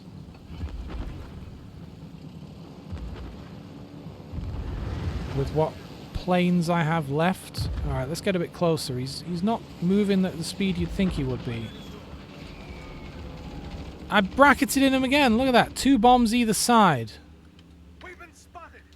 Alright, seeing as I've been spotted, there isn't really much else I can do at this point. It's probably those destroyers that see me. Yeah. Roger. You want my help, what, to go after that Z-31? Either that or the Fuso or God knows what. I'm coming. The other destroyer is hiding down south. You look on the minimap. Just behind an island. I don't like our odds. Which way is this guy going? I could try and do a run on him. I don't see that going well necessarily. But he's focusing mostly on our destroyer right now, which is the only thing that might help. Is he going to kick his engines in and go in another direction? He's kind of barely moving.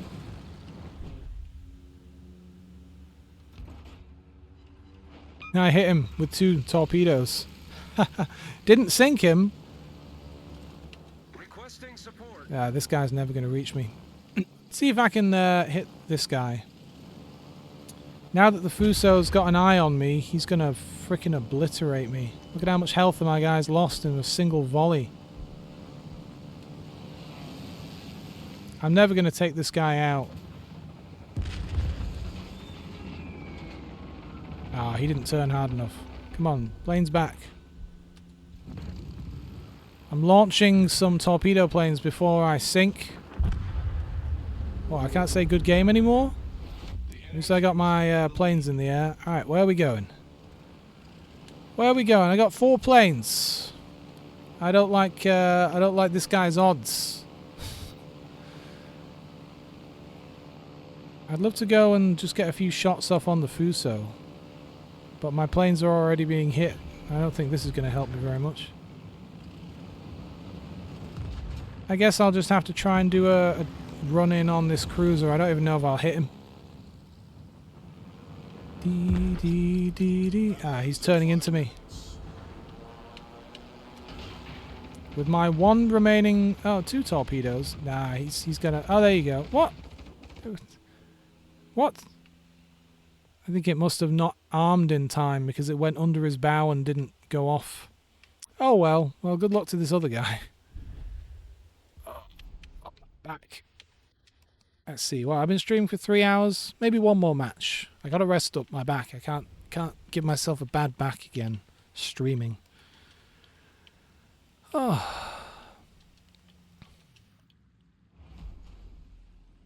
Sammy, if you're still here, do people really get a lot of viewers when they're in the just chatting mode? Haha. And next week, yeah, next week. I'll be back on next week. Tomorrow I will be playing Hitman. Hitman Freelancer. I wonder if we'll get a bump in viewers on Hitman because the new James Bond game just came out. Let's take out the War Spite, see how that goes.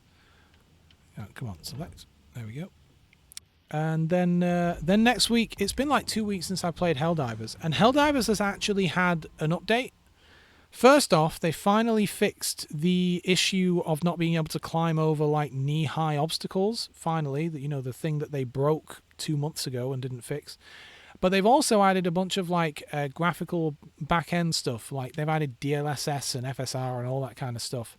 And people are not happy with it because it either makes the game look worse, gives them crazy graphical artifacting, or it doesn't even like work well at all and it's a bad implementation. Now, this is just what I've heard from other people for the most part.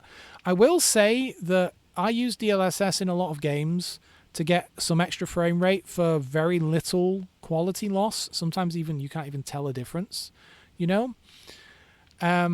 is great. Like games like Avowed, but Helldivers, I get worse frame rate when I turn that stuff on. It seems like a bad implementation. Like if I turn it up to the point that my frame rate does improve, then the game looks like utter crap. So yeah, I would say just from my personal experience, it's embarrassing for them. Yeah, embarrassing. Because finally we have something to improve like people's frame rates on lower end hardware, and it's just awful. Just all round awful. So hopefully they fix that. But I'm going to stream that on Tuesday and test out some graphics settings. Because the thing is, the game runs fine for me on my laptop when I'm not streaming it. It's only when I'm trying to stream and encode a bunch of like, you know, HD streams and recording streams and multi monitors and things. So I'll tweak that stuff around. Yeah, but Boats doesn't get that many views. And indeed, I get more viewers... is this guy going to try and torpedo me? I get more viewers when I stream tanks. But I quite like the little community there that Boats has on Twitch specifically, you know? Yeah. Alright. Well, I guess I can at least avoid one of these torpedoes. I don't mind the other one hitting me. I want to swing left here anyway. If he keeps torpedoing me, he's coming around behind me for another run. And luckily, I'm straightening up in the right direction, but he's really making it difficult to maneuver. He is going to get one in my arse here. There we go. And I doubt he'll get a third run. He might do. He might feel lucky, but doubtful. Alright. Even though he's not done a massive amount of damage, he's slowed me down and put me in an annoying position. I could have already been getting volleys on the enemy, and now I can't. Ah, yes. Boats is very niche. Is it niche? Yeah, it has a reasonable number of players. I guess the console version isn't as popular as the PC version, just in general. But yeah, it is kind of niche, and especially on Twitch, when you look at how many people are streaming, it's usually like... Or like, how many viewers? It's like, oh yeah, 14 global viewers for this entire game. Oh, yeah. It is quite niche. I enjoy it. It's a fun little game. I like it. No complaints. Sorry, I'm just going to nudge you here, fella. I just need to get past you without changing course too much. I can't see anyone. There we go. He's not even moving, but he's right on the edge of my range. Oh, he is playing the game. He's just not moving. I'm going to get bombed. This guy, this aircraft carrier really wants me dead. Me specifically. This guy's moving now. Alright, the Andrea Doria. How long have we got? Just a couple of seconds. She's turning away, but she's still in range. What do we think? Maybe about... Oh, she's really turning away. Come on, keep turning. Where am I going? You know what? They've got 2 cruisers and 2 destroyers covering this side of the map. But our team over here consists of an almost dead destroyer and 1 battleship. And they're running away, so I'm going to go help them. Let's just do a little repair for a minute. Plus we have the, yet again, more torpedoes. More torpedo planes coming. What do you want to bet he's going to spot me and come get me? Here he comes.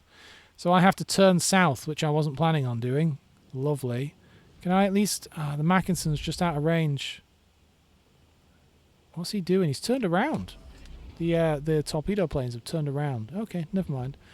We can come about and start hitting the Mackinson then. You know, at some point, maybe when I'm, like... I say when I'm more popular, as if I'm ever going to get there. But, like, if I get to the point where I have a reasonable number of viewers... Like, I don't know, 500 or something, let's say. Then there's always the possibility of doing a pretty fun, like a 24-hour stream for charity or something. Because I've done, like, 24-hour, like, all-nighters. Actually, this week I was awake for 22 hours yesterday and over 24 hours the day before. It's been a bit of a week. It's one of the reasons I've not been streaming. Things have been going on. So, like, I'm able to do all-nighters quite effectively. A full-on 24-hour stream is a bit much, but, you know, it's doable. But there's not much point unless people really show up and donate to charity and stuff, you know? So that's a way off. Maybe in like a year's time. Are you doing a 24-hour stream, Fall Guy? Wait, hang on a minute. I have to really scroll up this chat here. Most played game by far. Who would have thought FTP game would end up like that. Wait, what are we talking about? An FTP game? A file transfer protocol game? First past the post? What does FTP mean? I mean, I know those definitions. I'm turning to avoid torpedo planes. That's the annoying reason I keep having to turn to port when I don't want to.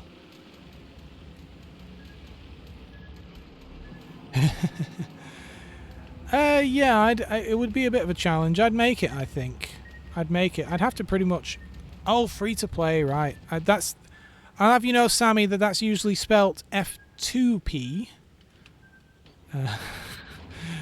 I don't like our team's odds here. Oh, wait, what the fuck is this? Oh, are these those speedy torpedoes? Oh, wow. Whoever fired those? Oh, like a destroyer. I was looking over at chat and didn't spot them until it was too late, and then they kept speeding up. Oh, well, that's a shame. I think one more... I want to go out on a good note, not just one where I kind of get obliterated by unrealistic torpedoes. Were there any realistic torpedoes that sped up as they went? Surely at some point the the ability for the torpedo to output energy versus the... Like, surely at some point it wouldn't be able to go faster in the water anymore, right? Water resistance and so on. Obviously they speed up to a point and they get up to their top speed. In real life, I don't know. I don't mind. This is a video game, and that is a cool mechanic. I think it's an interesting new mechanic that they added.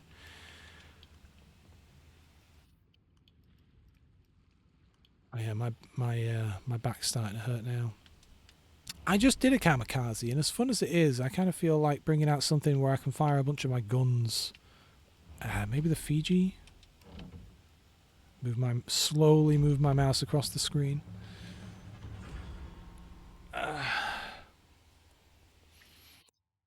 You don't like charities, Fall Guy?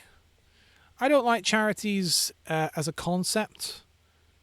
I like obviously people doing good work, but I obviously we can never live in a utopia. But I would like to think that... How to put this? I would like to live in a world where we never let any one thing get so bad that members of the public feel the need to come together and build an organization to help resolve some issue. Like, it could be charities for funding cancer research, or it could be homelessness, or it could be, helping the dolphins, or whatever the charity's for, or, like helping kids, this, that, and the other. I would prefer to live in a world where we could support those kinds of things and have enough funding and capability to support them through, like government programs and taxation and so on, rather than having to resort to begging people for money. I know that's not the world we live in, but it would be nice if charities just didn't have to exist at all. And it's so much extra overhead and red tape and bureaucracy. I mean, compared to like a well-run, well-oiled government. When I say government, I don't mean the politicians, but like the underlying system. If it were made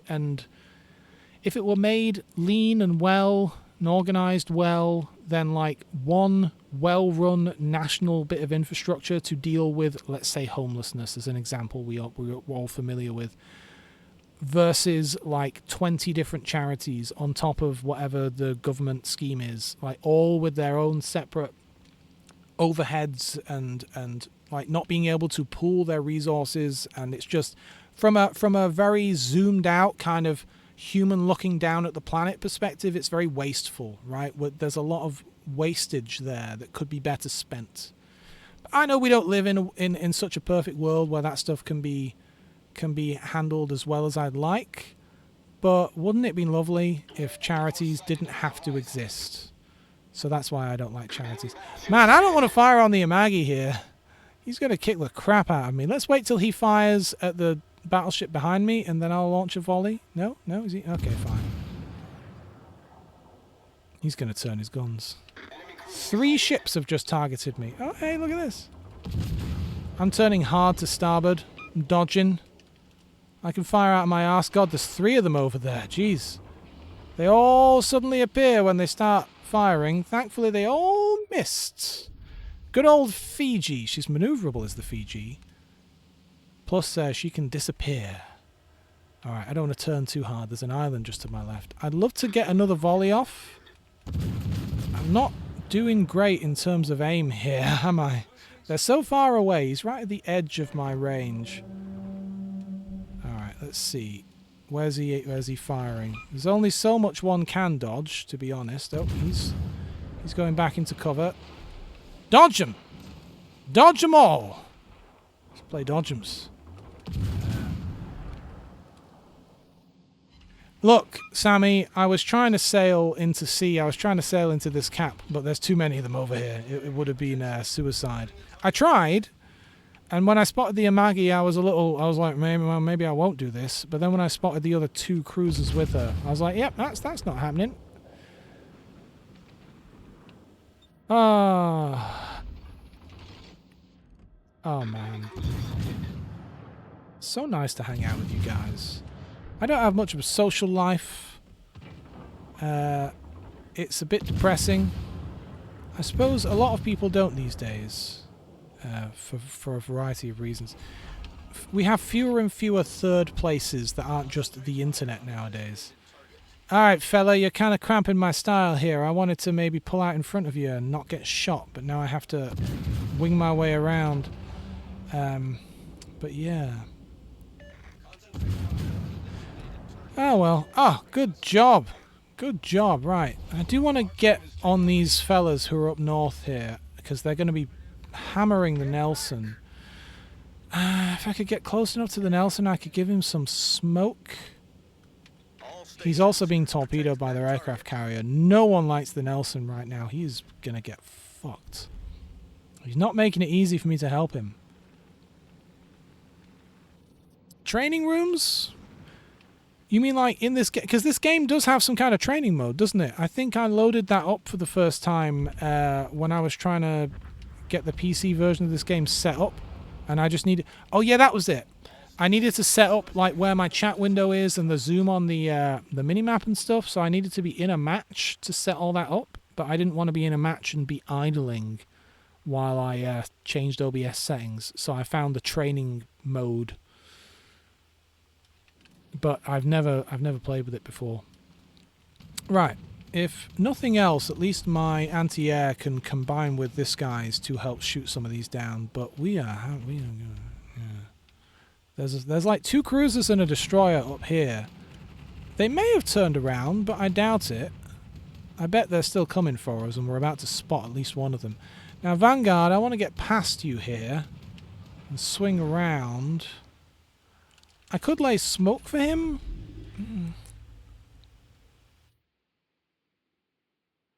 Does he need it, though? Does he really need smoke? He's in a not completely terrible position here. I'm just trying to get past him. Just trying to get around him a little bit. There we go. Just managed it. This would be a bad spot to lay smoke anyway. Let's bring my guns around, swing about. He's going to get fucked by these torpedoes coming in for him. He's just hammering into the wall. He really should change course. Swing around, see maybe what's in C. I don't think our team are going to win, because if you look, their team have trounced our fellas down in A. We only really have a couple of cruisers left. There's this one battleship, but he's back here being ineffectual. Not entirely his fault, but you know, he can't see the enemy. And he's not in a good spot to do anything except get torpedoed for the most part. See if I can pull out and get spotting for him. Is this guy trying to torpedo me? No, he's just flying over me. I need support. Right, let's get up here and tell him that I'm going this way. And just let the enemy engage. All stations, concentrate fire on the target. I've got torpedoes, as useless as they are, to be honest, but I do have them at least. I stopped him capturing C at the last moment. He will not have been happy with that. Why is this guy bombing me at such a funny angle? Does he have oh, he has bouncing bombs. I was like, why is he coming at me sideways? Oh, god damn it. I just lost my torpedoes. I need help. Problem solved, sir.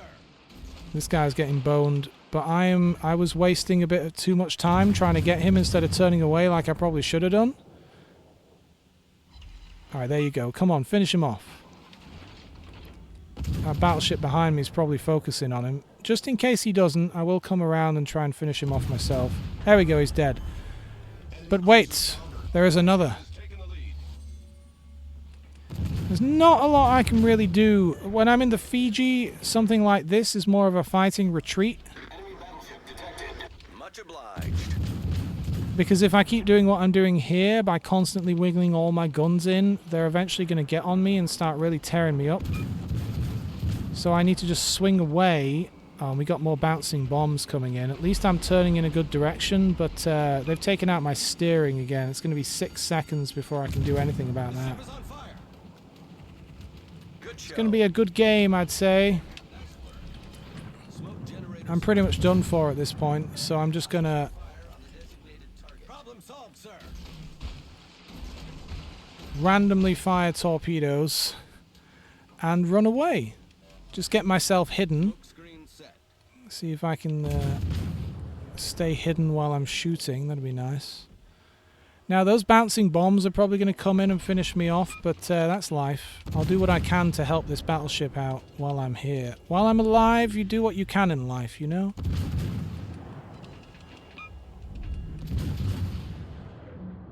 Almost heaven. West Virginia. Blue Ridge Mountain, Shenandoah River. He's really turning away now. Where are you going, buddy? Where are you going? Oh, good job. Good game, everyone. Our team are actually technically winning at this point. I'm not saying we're going to win. And we got an Amagi to deal with now. How long's that smoke going to last? Not long enough. Stations. Concentrate. Well, I've got as much health as I'm ever going to get, I suppose. I might as well just start engaging. If he turns his guns on me, all the better.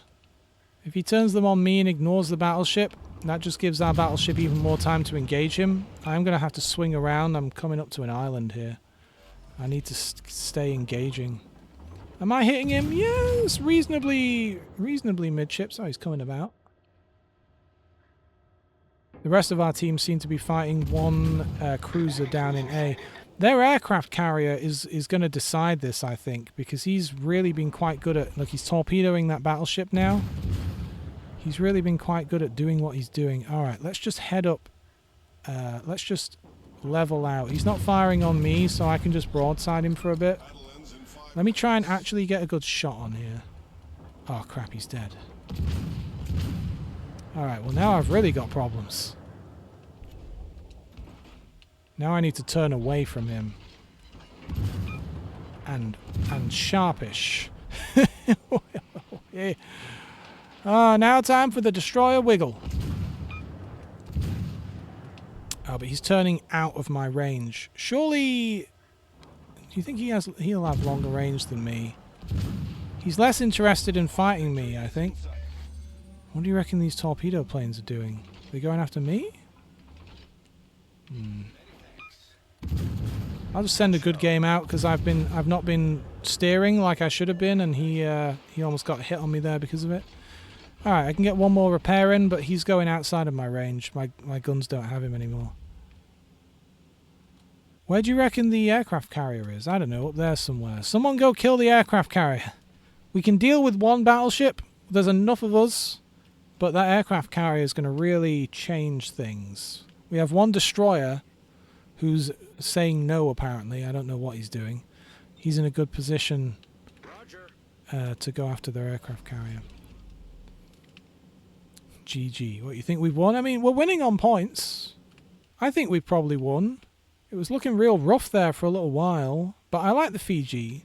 She's got as many guns on her bow as on her arse, so if you're not obsessed with broadsiding, you can chase people down and get a lot of fire on them, or you can run away from them. And she's very wiggly. She's very maneuverable.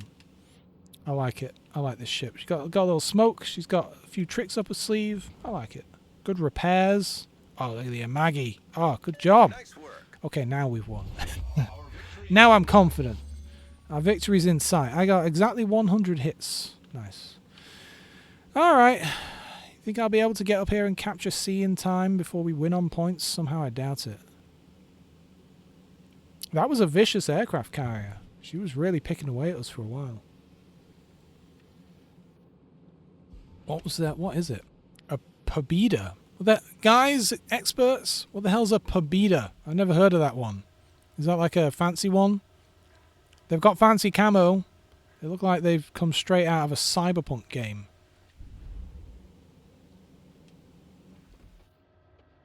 Soviets. Is it just a regular Soviet ship, or like a premium Soviet ship?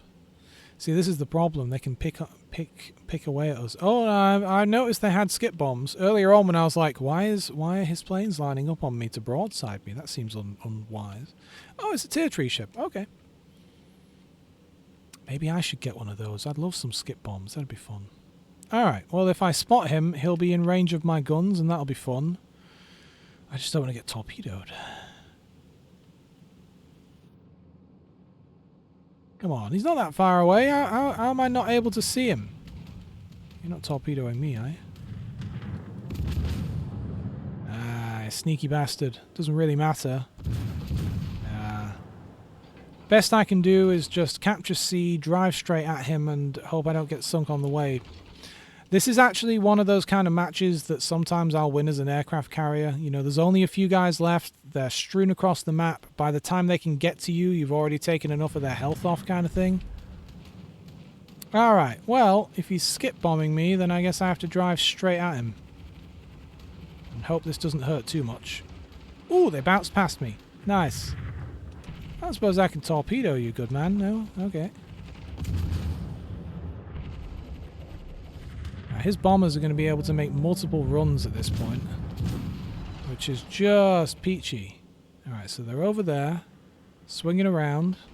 I'm just going to keep trying to turn towards them, whilst also they're swinging around us. You see on the minimap, they're doing a big arc to try and get around us in order to come in, you know, at our side and broadside us while they think we're not looking. Well, there we go. We got a fun little win for the end of the day.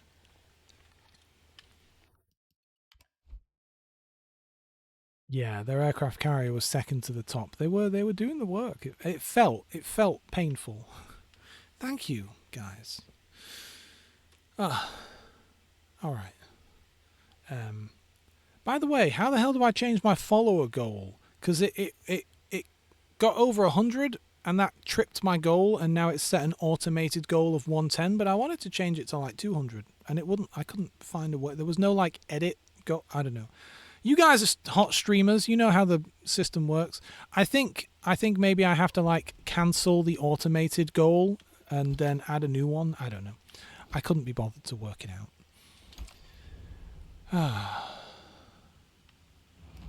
Look at this ship. She's a nice vessel. How am I doing on this ship anyway? Reasonably far along on it. I could even get the next ship, but I'm having too much fun with the Fiji. I don't need to skip it, you know? I'm having a good time with it. Oh, it's getting warm in here now. It's getting warm. All right. Let's see. Let's do some wrap up here. I will be back tomorrow at 11 a.m. UK time playing Hitman Freelancer. And it's the same campaign from the last time I streamed it 2 weeks ago, where we're like 3 missions from the very, very end. I've never finished a campaign before, and we're so close this time. So you can expect me to take it seriously. I'm going to take it calm and collected. I'm going to really try to do a good job and focus and lock in. And then next week, Tuesday, is going to be Helldivers. I'm interested to see their new graphics update and how that performs and what people think of it. Wednesday will probably be Hitman. Maybe. I could always play a bit of World of Tanks. It's been a while. And then Thursday will be this game. Take care, Sammy. Take care, Fall Guy. Take care, everyone else. Where's the off button? I didn't have any need to press this button at all today. I got my hot little fake stream deck, my stream dock. I haven't needed to use it. All right. Take care, guys.